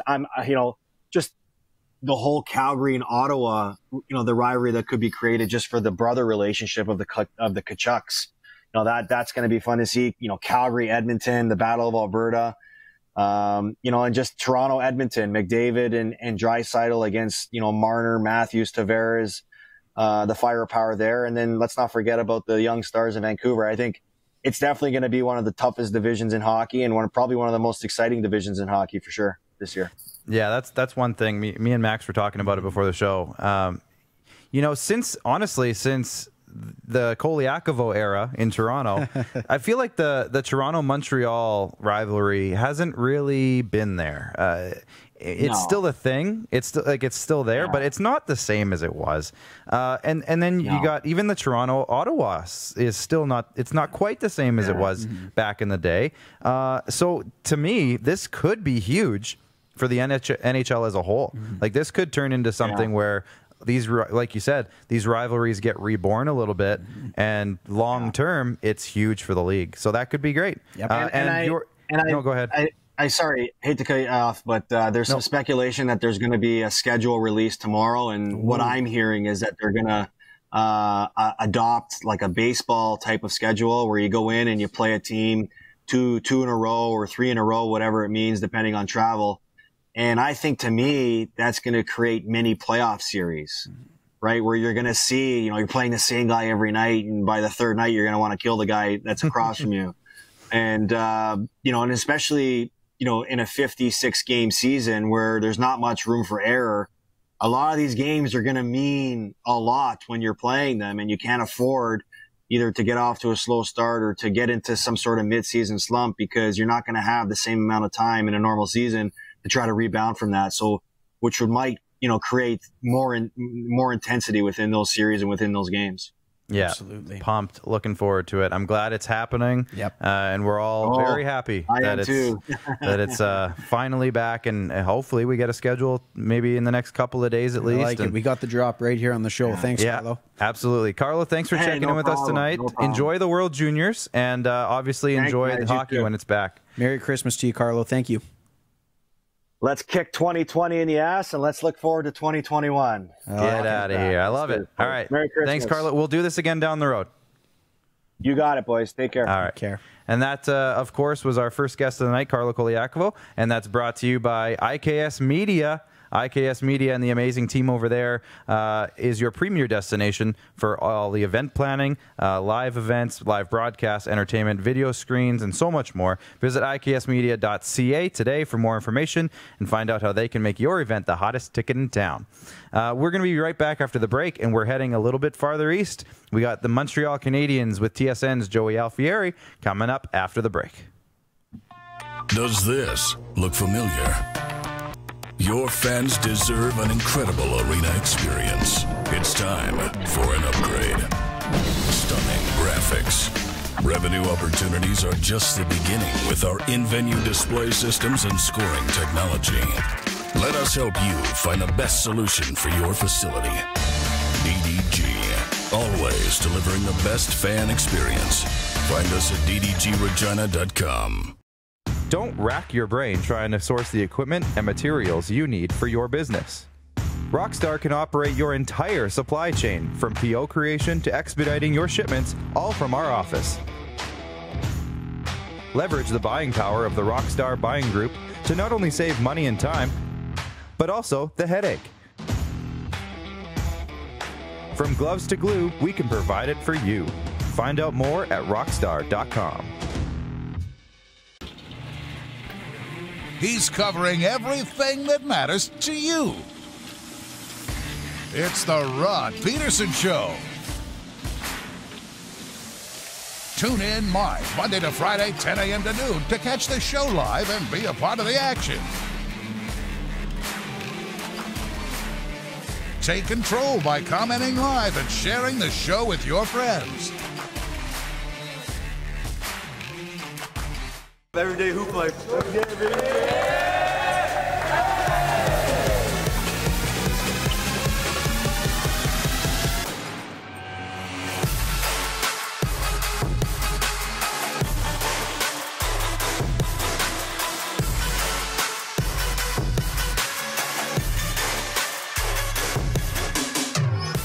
IKS Live.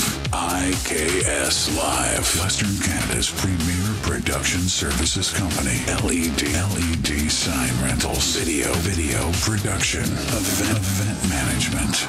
Look no further than IKS Live. Visit our website. IKS Live. Always the best seat in the house. IKS Live.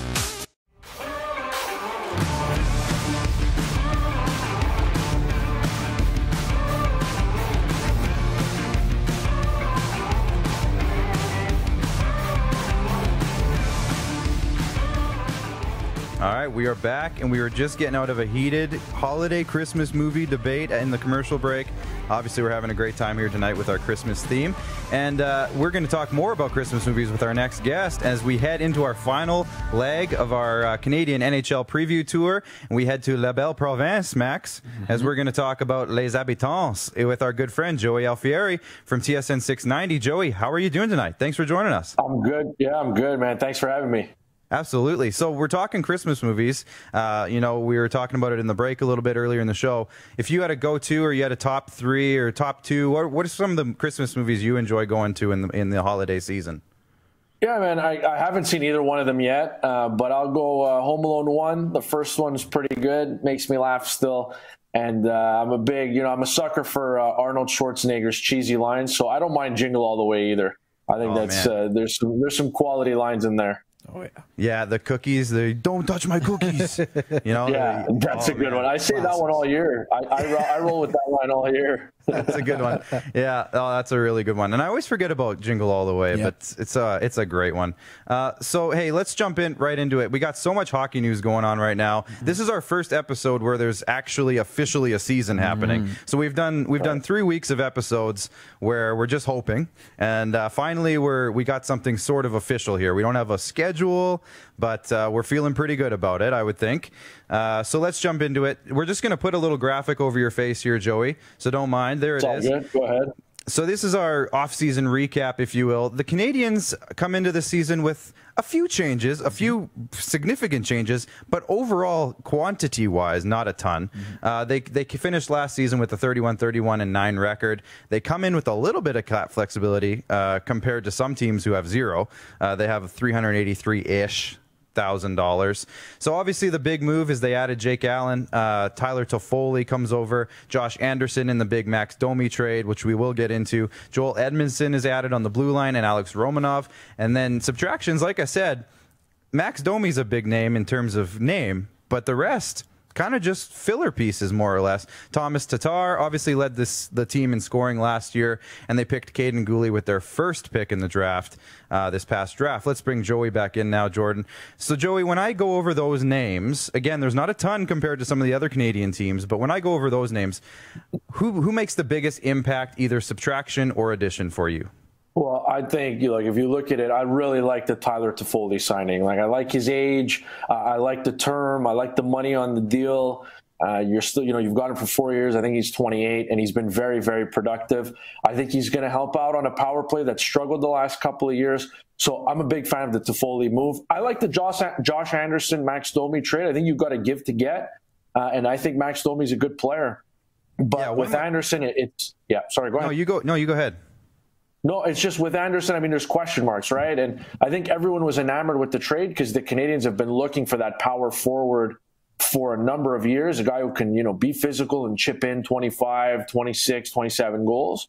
But he's coming off shoulder surgery. It's been a year since he's played. And I think a lot more of the fan base fell out of love a little bit with the trade just when they saw the terms of the deal. I mean, they gave him a 7-year deal at big money. So that's, that kind of soured people's opinion on the move. But I think you'll be fine. But there's definitely some question marks there. Yeah, so just to build on that, obviously that was kind of the big deal of the offseason, if you will, and the Canadiens aren't shy of doing offseason big moves, and we'll get into that later because you have a question about Bergevin, but just in terms of Josh Anderson, obviously he's kind of a polarizing figure because he comes off a great season a couple of years ago and gets a goal, and he's injury-riddled the next year. So they obviously committed a lot to him, Joey. They gave him 7 years, like you said, and a lot of money. Are they going to give him kind of top 6, top line roles, or are they going to kind of, temper it a little bit? I wouldn't be surprised. Like, you made this move, and it's an important one. Like, not to say the Toffoli one's not important, but you traded the guy who led your team in scoring 2 seasons ago for this player, and then you've given him the long-term deal. So in my mind, you want to put him in a position to succeed. I think this is just the way I think they'll open the season. The Danault, Tatar, Gallagher line, I think will start together, and eventually maybe it'll change. But that line has had a lot of success the last couple of regular seasons. If you look at the advanced numbers, at 5-on-5, they're flat-out dominant. So I think that line stays the same. But I think if you want to put Josh Anderson in a position to succeed, whenever you want somebody to get going offensively, especially in the second half of the year last year and in the playoffs, you put them next to Nick Suzuki. Nick Suzuki he's been the catalyst. He was their best forward in the return to play. He's been really, really good. And I think a lot of the offensive burden is going to fall on Suzuki in the second year.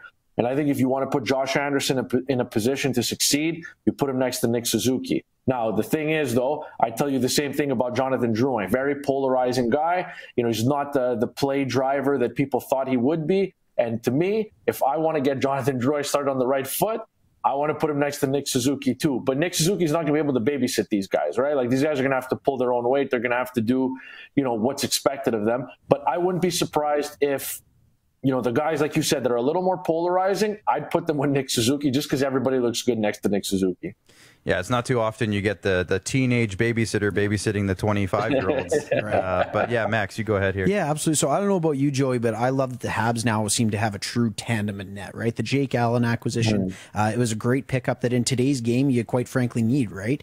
And again, going into a 50-game season, no matter how long a season is, it's important to have two guys that can kind of carry the load, so to speak. How do you see that split maybe working down the stretch here? And again, we talk about down the stretch because it's kind of a sprint to the end of the season between Price and Allen as the Habs go into the 2021 campaign. Yeah, I think the Canadiens realized, and look, they've been searching for a backup goalie for a couple of years now. Like they went with Kincaid a couple of years ago. It didn't work. Last year, their backup goalie position was a sore spot for them.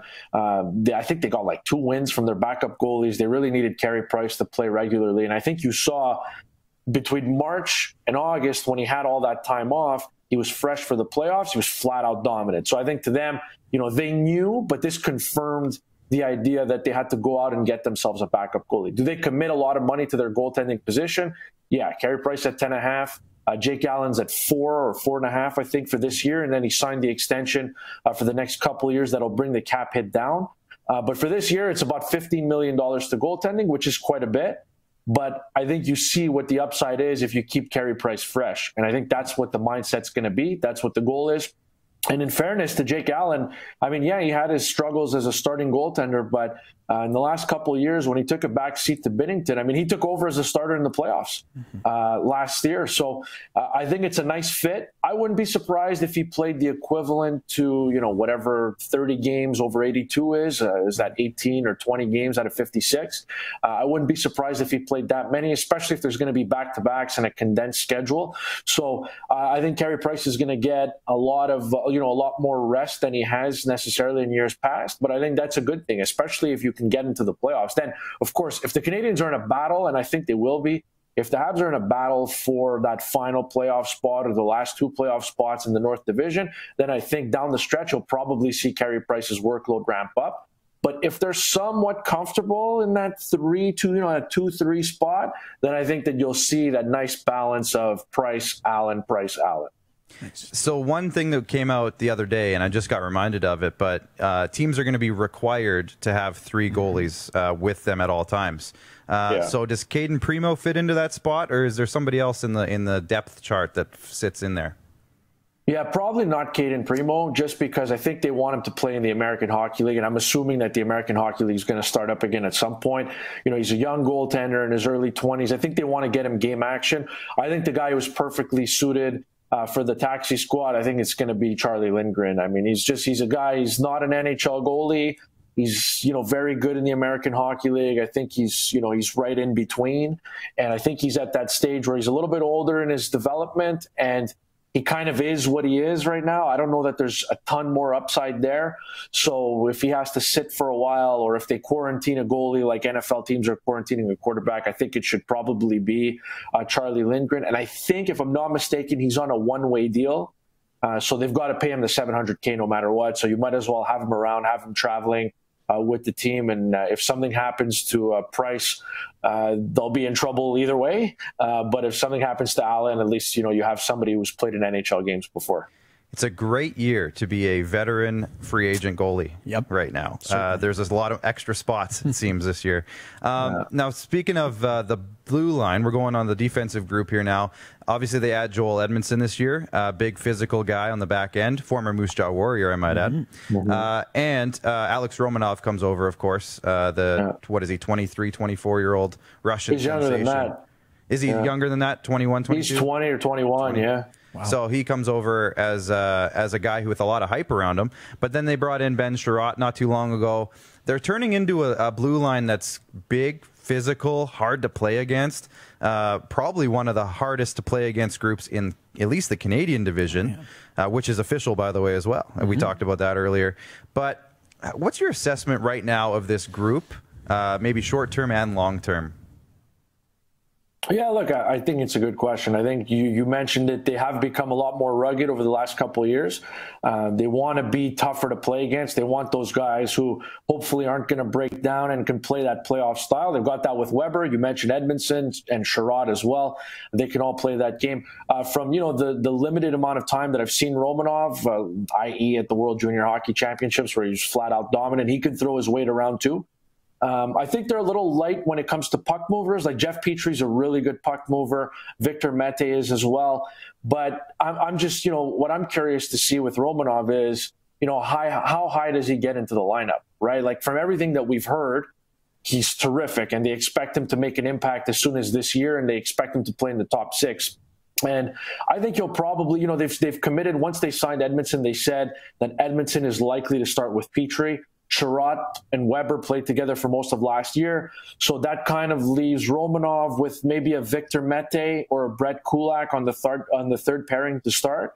So I think you'll see Romanov start there. But he's the wild card in all of this.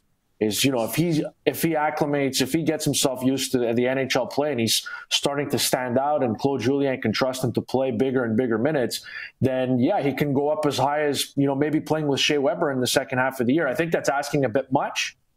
But I think they've spoken about, they're that high on him. They really feel like he's a good player. So I'm curious to see just how good he is. But for sure, this team, they've got a number one defenseman or a top pairing defenseman in Weber. Jeff Petry, I think, is the most underrated defenseman in the league.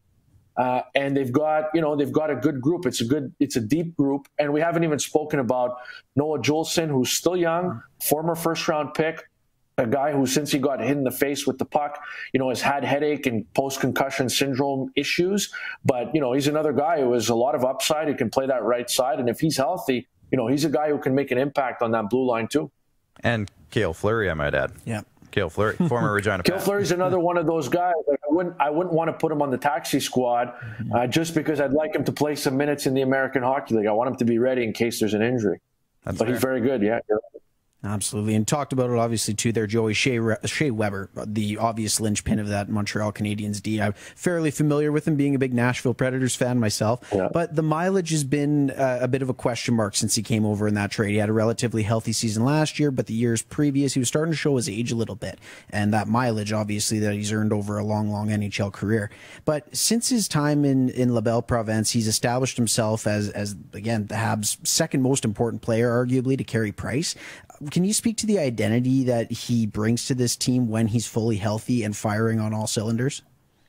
Yeah, it's a great point. I think even when he's not, I think he, even in the last couple of years when he hasn't been healthy, he's been around the guys. He's made the road trips, and he's, he doesn't only wear the captaincy on the jersey. It's not just a title for him. You can tell that he takes it very, very seriously, and he does lead by example. So with Shea Weber, especially, they've got a lot of young guys that have been around the team, guys like Jolson, guys like Mete, guys like Kulak, and they seem to all rally around him. And he's been terrific. I know that was a trade a few years ago that was as polarizing a trade as I've covered since I've been doing this job, and people still talk about it to this day. But, they're very different, Subban and Weber, but there's no denying the impact on the ice when he's been healthy and to the culture of the team. I mean, Shea Weber's been terrific. And you saw, again, once he got those 5 months off, he was fresh. He played a lot of the hard minutes in the playoffs when they came back. He's a big reason why they were able to beat Pittsburgh. Was a big reason why they were able to push Philadelphia. He's the linchpin. He's the linchpin back there, and I think that there's term left on that deal, and the Canadiens need him to continue to be an important part of this club, and hopefully he can stay healthy for them because he's an important part of it, and that defense isn't the same when he's not on it. And I think Weber's been as advertised. It's just a question of staying healthy, like you said. There are the hard miles on him, but I think that's also why they went out and got themselves some added depth on the blue line, is because there's some nights where, the minutes are going to be spread out pretty evenly, and you need quality guys to do that on your second and third pairing. So that's why they've gone out and they've addressed the depth on defense. They want to maybe rotate guys in and out, keep guys fresh, and hopefully maybe keep the minutes down for Weber as the season progresses and, hopefully leading into the playoffs. So speaking of Cale Fleury, we had him on the Rod Pedersen show. I don't know when it was. It was just after the bubble was over, I'm pretty sure. He had him and his brother Hayden. They were both on at the same time. And we asked Cale, what do you think about Shea Weber? Like, obviously, what's he like to you? And he said, well, he's obviously a huge mentor, but he also provided his welcome to the NHL moment, trying to block a slap shot on penalty kill practice. So wouldn't want to be in those shoes. No, not at all. That shot's heavy. That shot. Yeah, a little bit. So another thing that's going on right now. It's serious. It's no joke. Yeah, another thing that's going on right now, we lost your video, but you'll come back. We can still talk. With the World Juniors coming on this week, obviously that's kind of one thing that we're talking about a lot. We got the Hockey Canada helmet on our desk here. We got 3 Canadiens prospects coming into the tournament: Jan Mysak, Caden Gooley, and Cole Caulfield. So with all those guys, obviously different levels of impact probably for their teams, but what are your thoughts on the 3 prospects going into the tournament this weekend? Yeah, I just saw that Mysak, impressive. As an 18-year-old, he's been named captain of the Czech team. Which is pretty cool. Saw him a little bit with the Hamilton Bulldogs in the OHL. Everything we've heard, he's a very talented player. Still obviously likely a couple of years away. With Caden Gooley, same deal. I think on a lot of other teams, the guy would probably be a top pairing defenseman, but playing on Canada, I think the minutes are going to be somewhat limited, but he's going to bring that physicality. And look, he still has another year of eligibility in the tournament, I believe, next year. So I'd like to see him, just solid. It doesn't necessarily have to stand out for the right or wrong reasons, but I'm expecting to watch him very closely, and I'm hoping that he can justify the selection. At least right now, the Canadiens invested the 16th overall pick in him, and the guy that I'm really keeping a close eye on is Cole Caulfield. Like, Caulfield has to bounce back after a very mediocre World Junior. I know the Americans weren't super impressive last year, but I was expecting Caulfield to chip in offensively more than he did. And now that he's a year older, this is it. This is his last year of World Junior eligibility. I think Canadiens fans are expecting him to put up some significant numbers in the round robin portion. And as they continue to, if the Americans continue to advance, I think Cole Caulfield has to be a big part of their success.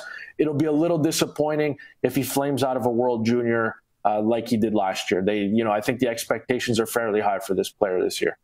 Yeah, absolutely. And I know we'll be keeping a close eye on him. Obviously, Canada and the U.S. rivalry, it's going to be pretty interesting to watch to see if they meet in a medal round type of situation. But Joey, I'm curious, with the season finally being announced on the weekend, hooray, that's awesome. We're super excited about it.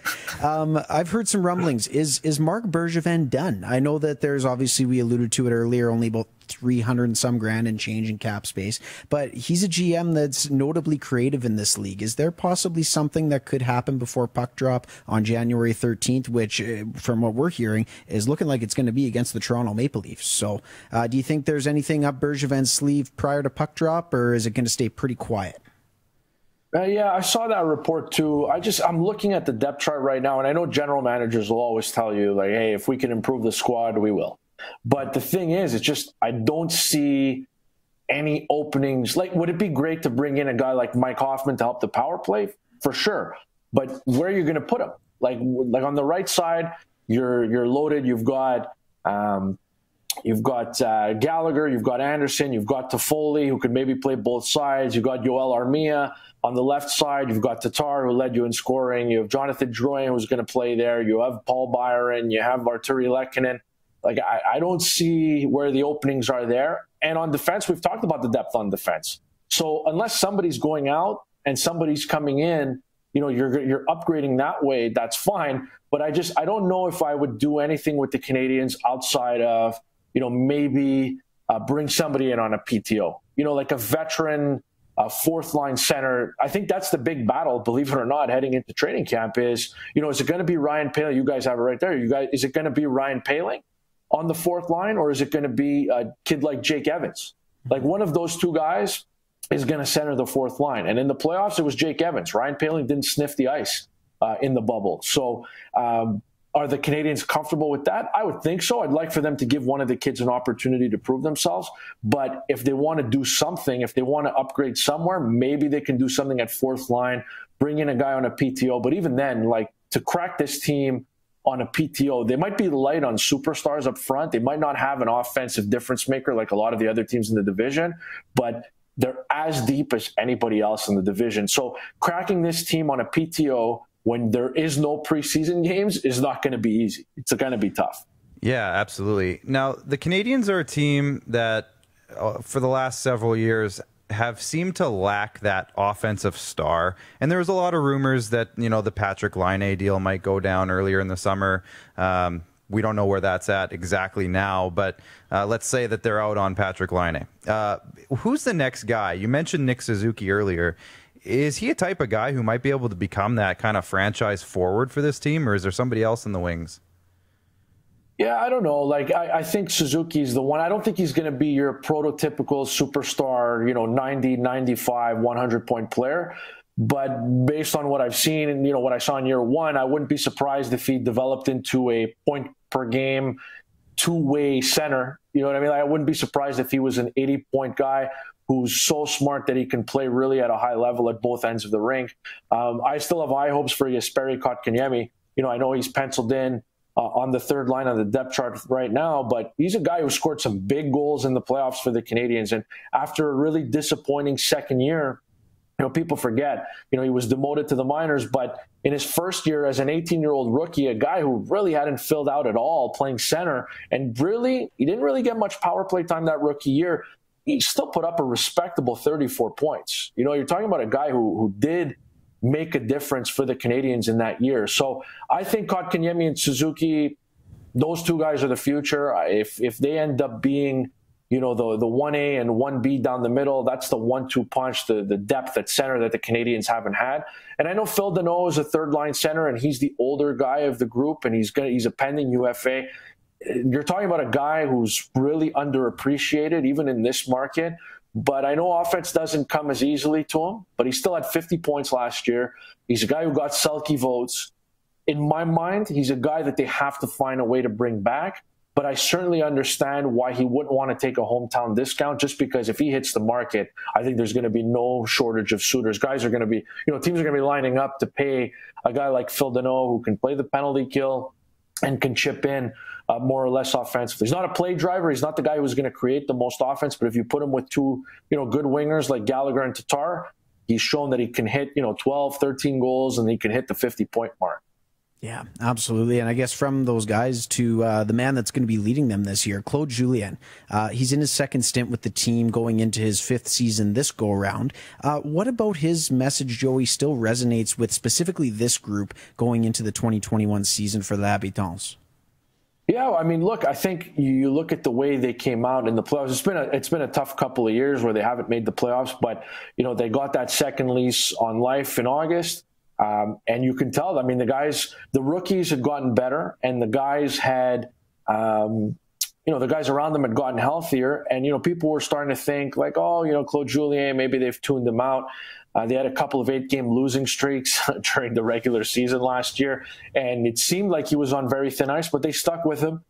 They had success. They went around. They won the play-in. They went around. So I think the Canadiens need to make the playoffs this year. And it's going to be tough because it is a division where the teams are very much equal. But at the same time, I don't want to say the coach is on thin ice, but I do think that you got to avoid the 8-game losing streaks, obviously, this year. Like, I don't think they allow it to get to 4, 5, 6-game losing streak, because then I think that he's going to be on even thinner ice. And they've got Kirk Muller. I know he doesn't speak French, but he took over when Claude Julien had the heart attack in the playoffs, and he did reasonably well. And he's an outside the box type of thinker. I don't know if that's a way that they would lean, but I would think that if they had another long losing streak, then you could see Claude Julien out. But I think the way this team is built, I think they'll be fine. I think they'll play well in their own end. They'll be better than they were a year ago, especially because a lot of the young guys have come back and they're stronger, they're older, and they're ready for bigger roles, in my opinion, plus the additions that we talked about at the beginning. I think this is going to be a good team. I don't think Claude Julien is in danger unless things go south, but I don't think they're going to go south. I think the Canadiens are going to be okay. Awesome. That's great to hear. We got 2 more for you here. Kind of a lightning round scenario.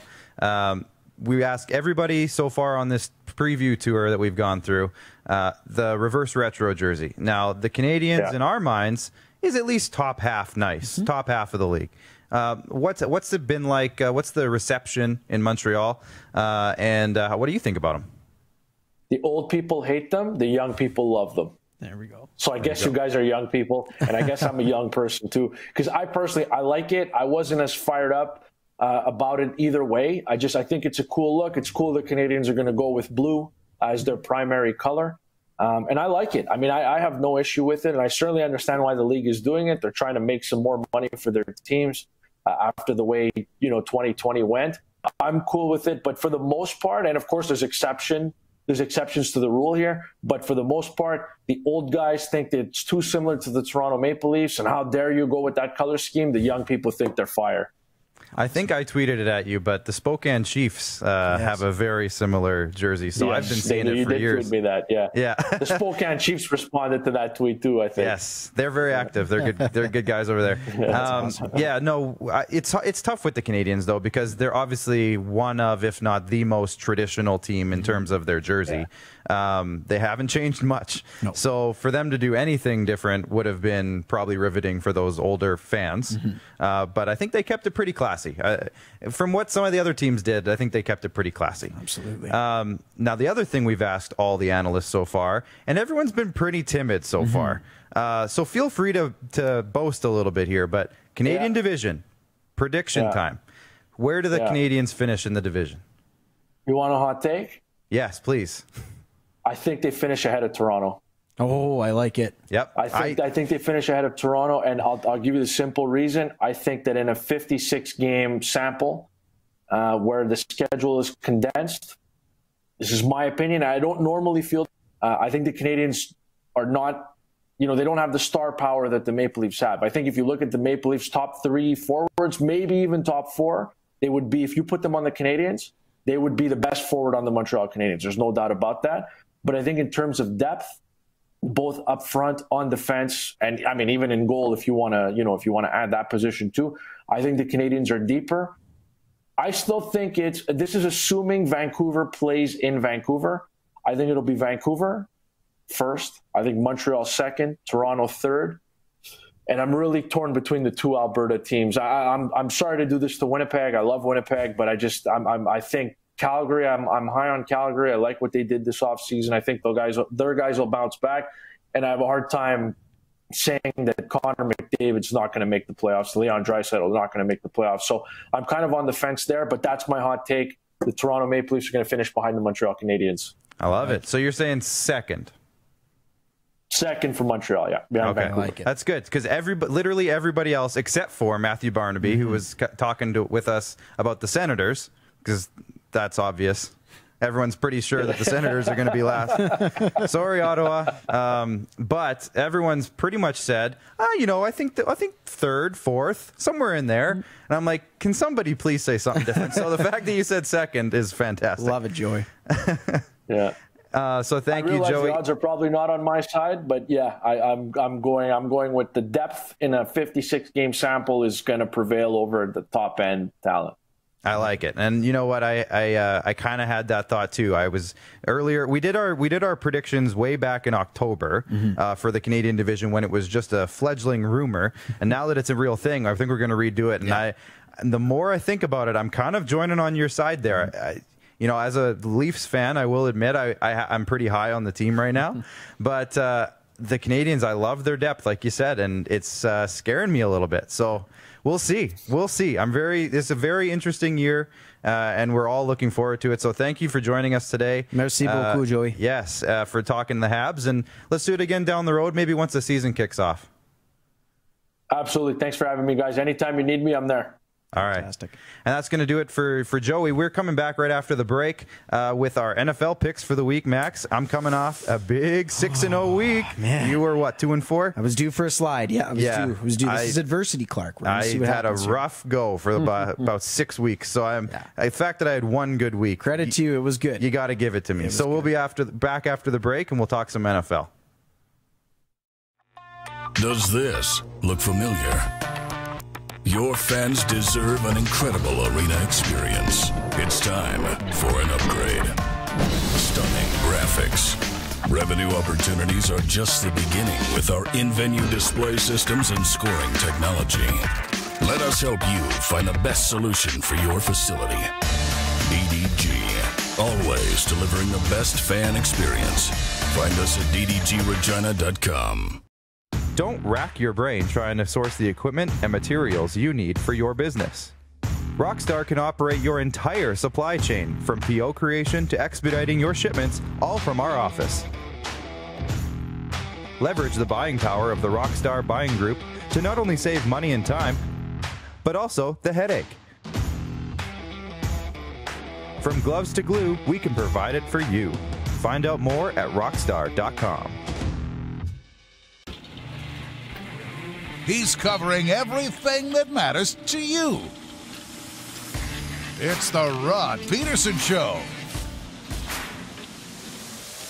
Tune in live Monday to Friday, 10 a.m. to noon to catch the show live and be a part of the action. Take control by commenting live and sharing the show with your friends. Everyday hoop life.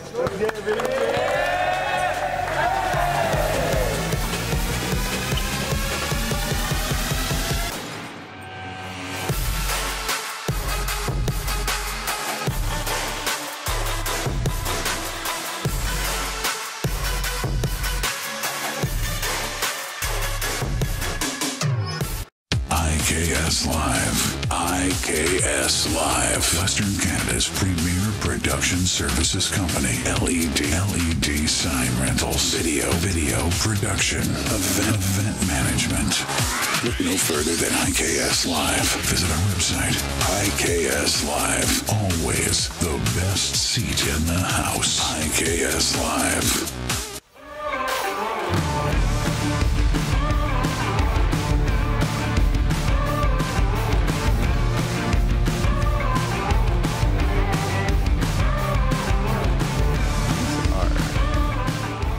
Now, we got a little bit of a surprise in the commercial break, you guys. We had Santa DuPont come by and drop off invisible boxes for us. So mine's not invisible. We'll turn it around. Oh. Yeah, there you go. Look at that. You got some green there. But anyways, nice. It's Christmas time, and Santa DuPont dropped off a little gift for us, Max. Wow. Now, I hate to be the spoiler, but I already kind of know what's in here.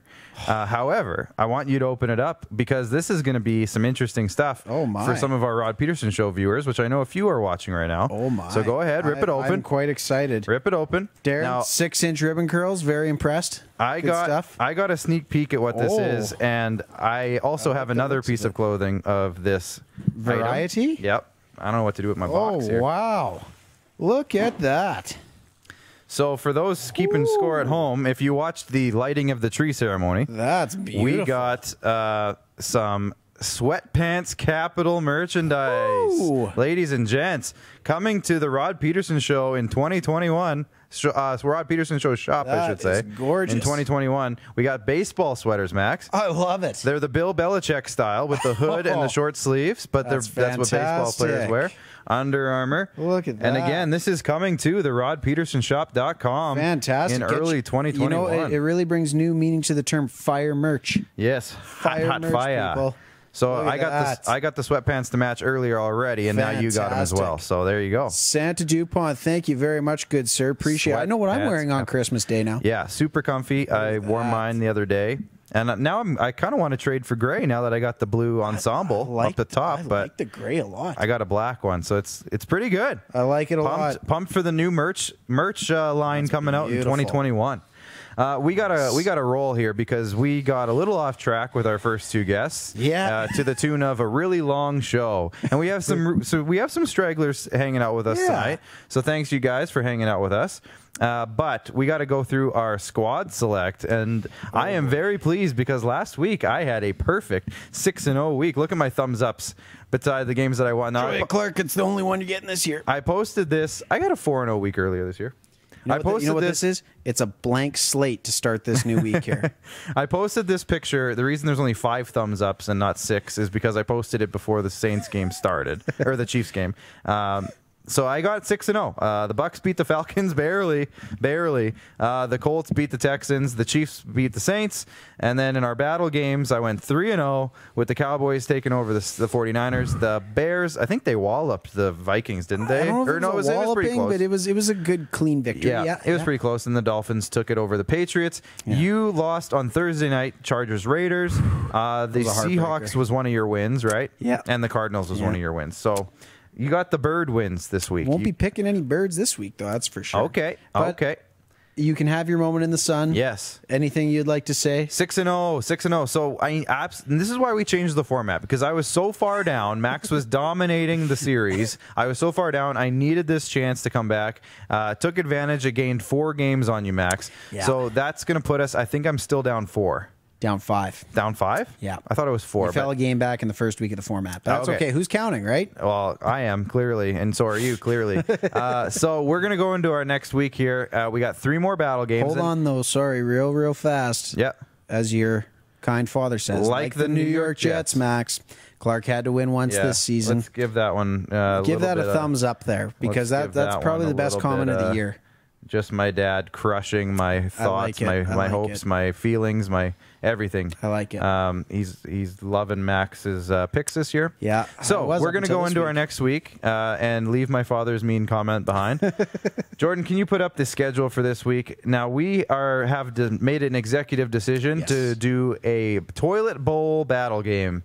All 3 games in our battles are going to be the toilet bowl games of the week. Yep. Because there's actually, this week is finally lining up, Max, where we're actually having some great matchups. The bad teams are playing the bad teams, and the good teams are playing the good teams for the most part. There's no one-sided match. Well, there's a couple, but there's not a ton of one-sided matches. So this is going to be a great week for picks and a lot of eligible draft picks here for us. What do they call it? It's called a get right week for me. Okay, that's what's about to happen here, folks. So we're starting with the battle games, and again, we're going with the trash teams. We're calling it out. First game, and since you had a terrible record and I had 6-0 record last week, you get to go first. Panthers football team. Who do you pick? What? I've wanted to pick them for a while. I like the spunk. I like the tenacity. I like Chase Young, first-time Pro Bowler in his rookie season. We're going to go with the football team against the old Panthers here. I don't believe Christian McCaffrey is slated to be back quite yet, and I think the Panthers will cover the spread in this game, but I think Washington... Well, depending on whatever the line is. I'm not sure what the line's set at quite yet. Sure. But either way, we're going to take the Washington football team for my first pick of the toilet bowl. Jug, Patrick, always gets on me when I've picked against the football team a few times, and he's like, you should have picked the football team. And I'm like, I hate the football team. I can't bet on them. They're so bad in general. So they may win their division this year. Well, yeah, that's the problem. I will gladly take the Carolina Panthers in this game because of my hatred towards the football team. Well, there you go. Merry Christmas. Now, I'm not positive they'll win, but I'll gladly take them. Alrighty. Broncos versus Chargers, and I get to pick this one. Oh, yuck. Yuck, indeed. Now, here's the thing. The Broncos have won me a game or two in the last couple weeks. Damn it. The Chargers are cursed in your regard. Damn it. I'm going Broncos. Because every Justin time Herbert, just come through for me one time. Every time Max picks the Chargers, they lose, and every time he picks against them, they win. So I'm picking the Broncos in this one. Third game, Cowboys Eagles. What way are you going with this one? I have a feeling I know. Okay, you know what? I said it before the show, and I really like the way that Philadelphia has played under Jalen Hurts. I think Carson Wentz is out of there at the end of the season. If they can find a suitor for him, it's going to be a hefty cap hit if the Eagles have to absorb it by getting rid of him. But either way, I think Philadelphia's found their man, and he's at least kept him in a couple of competitive football games since he's taken over under center. I like Jalen Hurts and the Eagles in this one. All right. In the NFC least. I'll take the Cowboys. They've won me a couple games, too, in the last few weeks, so I'll take the Cowboys. They won me one last week. I just got to win one of these battle games. Just one. Now, usually I give you the first game because that gives me a slight advantage because I always do worse. You did worse, so you get to give me the first game this week. So what do you say? Look at that, hey? What do you say? You giving me Chiefs Falcons? I know that's what you're wanting. You giving me who's playing the Jets this week? We were talking about this. Browns, Jets? No, I'm not giving you You're not going to do that? The Jets. I don't think the Jets are winning 2 in a row. Now, I kind of just... We're going to play a little bit of a trap here. I got to pull up the actual Santa schedule. DuPont, Tennessee Titans against the Green Bay Packers. I think that's a really tough matchup to call here, the Sunday nighter. What do you got? See, that's the best part, again, about this week is that there's so many matchups where it's like, oh, dear. Yeah. I am going to go with the Tennessee Titans beating the Green Bay Packers this week. And I don't. Somebody's slamming the wall. I don't know if that's a clap or you're an Jared's idiot. head against the wall. Yeah. I'm going to go with the Titans, and the reason being is that the Packers' defense has been susceptible to the run game at times. And who plays for the Titans? We all know Derrick Henry. And the Titans are good enough all around. I think they can take down the Packers. Susceptible. That's a great word at 9:01 on a Tuesday. Yeah, I know. I'm fresh. I'm feeling fresh. Feeling great. Feeling fresh at 9 o'clock. What do you got for me? Longest episode ever. Jordan's got to go snow blow. Let's go. Yeah, I'm giving you your boys, Rams, My boys. Seahawks. Yeah, the Rams. You knew this was coming. I've been saying it all week. The Rams are going to get right here, as am I in Squad Select. It's a no-brainer. Sean McVay, it's a little known fact. I want to say in his tenure, the Rams have not... They've only lost back-to-back games once, I believe, in his entire tenure as the Los Angeles Rams head coach. So about to be twice. You just... Y'all don't say that. You don't say that. Y'all don't say that. All right, what do you got? You got the Rams. Who you got for me? All right, we got a couple of tough ones here. Now, again, there's some toilet bowl games here that could be fun to pick, but I want you to go with John Gruden's Raiders. The Oakland Raiders. And Tua Tagovailoa. I hope I pronounced that right. It's almost harder than Colaiacovo. Tagovailoa. We're going to go with the Dolphins Raiders. What do you got? I have to go with my nephew's favorite team, the Miami Dolphins. All right. They have been impressing me this year. The Raiders are a bit of a mess, and they don't even know what city they play in, according to the hat that John Gruden was wearing. Derek Carr back? I think I'm going to greatly regret that if he's out this week. I just didn't look at the injury report. I can't remember exactly. Darren, slap twice if he's injured. He doesn't know either. Just a chuckle. A laugh doesn't help me, Darren. No. But I'm going with the Dolphins on this one. I like their team too much. Yep. They got some weapons there, so I'm going with them. Now with you, I'm going to go the opposite route. You mentioned there was a couple of garbage games. Yep. Bengals, Texans, Max. Oh, okay. You know what? I don't hate it though. I don't think Mr. Finley. Did you see the Instagram post of him like smiling like it was The Office and whatever else? Yeah. Don't think that happens twice in a row. I think Deshaun Watson's going to play for a little bit of pride here. I love Deshaun Watson. I love watching him play. I know you do. That's That's why I gave you this game. I'm going to take the Texans. We're going to see them play for a little bit of pride here. Good. Now, which is fantastic because, as we alluded to earlier about Juju and the Steelers. Oh, you're giving me that one? I think I'm going to give you that one. I think Mike Tomlin's going to have a little conversation with his star receiver, and I think the Steelers are going to be a bit of a different team this week, coming off 3 losses in a row to a very good Colts team. But what do you got? Yeah, so the Colts defense has been one that's been celebrated this season as one of the tops in the leagues. The Steelers, like you said, they're coming off some rough weeks, and I think it's about time they get pissed off about it. I'm going Steelers over Colts at home. Steelers, all right. Big Ben's going to have a comeback game. He always loves playing against Phillip Rivers. You know, they've been playing against each other for years. And I think Juju Smith-Schuster has something to prove. So I think there's a bit of a revenge tour happening now with Pittsburgh. I know the Colts are great, and we'll have to see. That might be one of those games that the Colts dominate. But yeah, it could be. I'm going to go Steelers on this one in a comeback revenge tour game. I like it. Now I got to give you one. Is this the last one? I believe so. I am going to throw at you. I was going to give you that one, but I don't know if I am anymore. That one? Yeah, no, Jets, I'm not going to do that one. Jets, Browns, nah.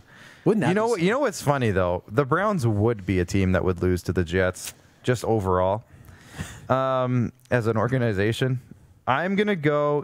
There's not a ton of good ones left. There's not a lot left. I'm gonna. You know what? I'm gonna do that. I didn't even think of this one before. I'm gonna give you 49ers Cardinals. Oh, okay, it's a tough divisional matchup. I was gonna think of Vikings Saints on Friday, which is weird. It's on Friday, but I'm gonna go with 49ers, who have been kind of up and down lately. The Cardinals, who have been really up and down all season. Yeah, so let's go with that one. I think we're gonna go with a little bit of desperation here. I think the Cardinals, they have to win to keep their playoff hopes alive in a crowded NFC West. You're right. We'll take Kyler and the old Birds. Tanner Ring will be happy with my selection on that one. Okay, Cards. And as long as the Rams win, I'm okay with the Cardinals winning. So yeah, and is that it? That's it. That's all good, sir. Okay. Read the ads and let's get Jordan home. We got to get out of here so Jordan can go shovel his driveway because we have a snowstorm where we are. And Jamie Anstey, fingers crossed. I don't know what the fingers crossed is for, but peace out. We got to give a shout out quickly to RBI Baseball. Are you looking for a way to improve your skills on the baseball diamond? Are your kids in need of some training, skill building, or private coaching this winter?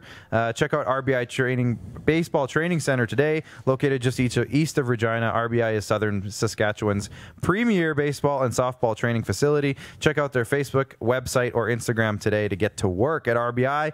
They rise above the rest. Now, obviously, with this being Christmas week, we have the week off at the RP show in terms of coming into the studio, but we got some great pre-recorded stuff coming up, and one of the best ones I'm thinking is tomorrow morning is the World Junior Preview Show. Now, we've been talking a lot of World Junior here.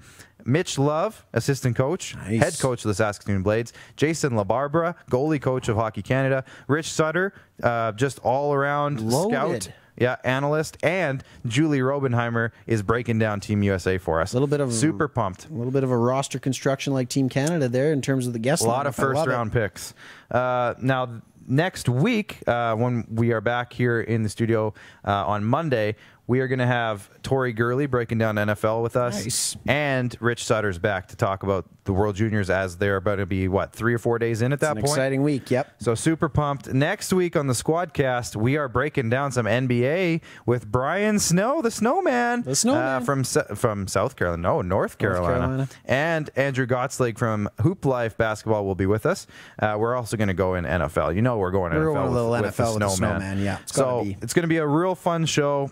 Check us out next week. That's Tuesday the 29th after Christmas. Have yourself a great Christmas. Very Merry Christmas. I hope you get to enjoy some ugly Christmas sweaters at home. I know it's going to be a weird one for everybody.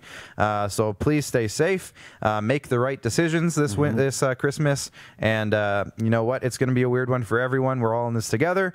And hopefully we come out on the other side in a better place. Health, in a happiness, and good hockey for everyone. Yeah. Enjoy the World Juniors, everybody. Enjoy the NHL coming back, but we'll be back before then. And enjoy some basketball. From the basement of the bunker, I'm producer Clark. Mad Max is here. We're signing off. Director Jordan and executive producer, you might say, Darren Dupont in the back slapping walls. And plus our friends at Rockstar Supply Chain Solution, IKS Media, Vigor Lifestyles, Hoop Life Basketball, and RBI Baseball Training. We'll see you next week. Now, I got a special closing lyric here. You do. Oh, God. I don't want a lot for Christmas. There's just one thing I need. I don't care about the presents underneath the Christmas tree. I just want you for my own, more than you could ever know. Make my wish come true. All I want for Christmas is you. So tune into next week's episode of the SquadCast. Dr. Seuss's quote from Mariah Carey. All of that's from Mariah Carey. We'll see you next week. Merry Christmas, everybody. Take care.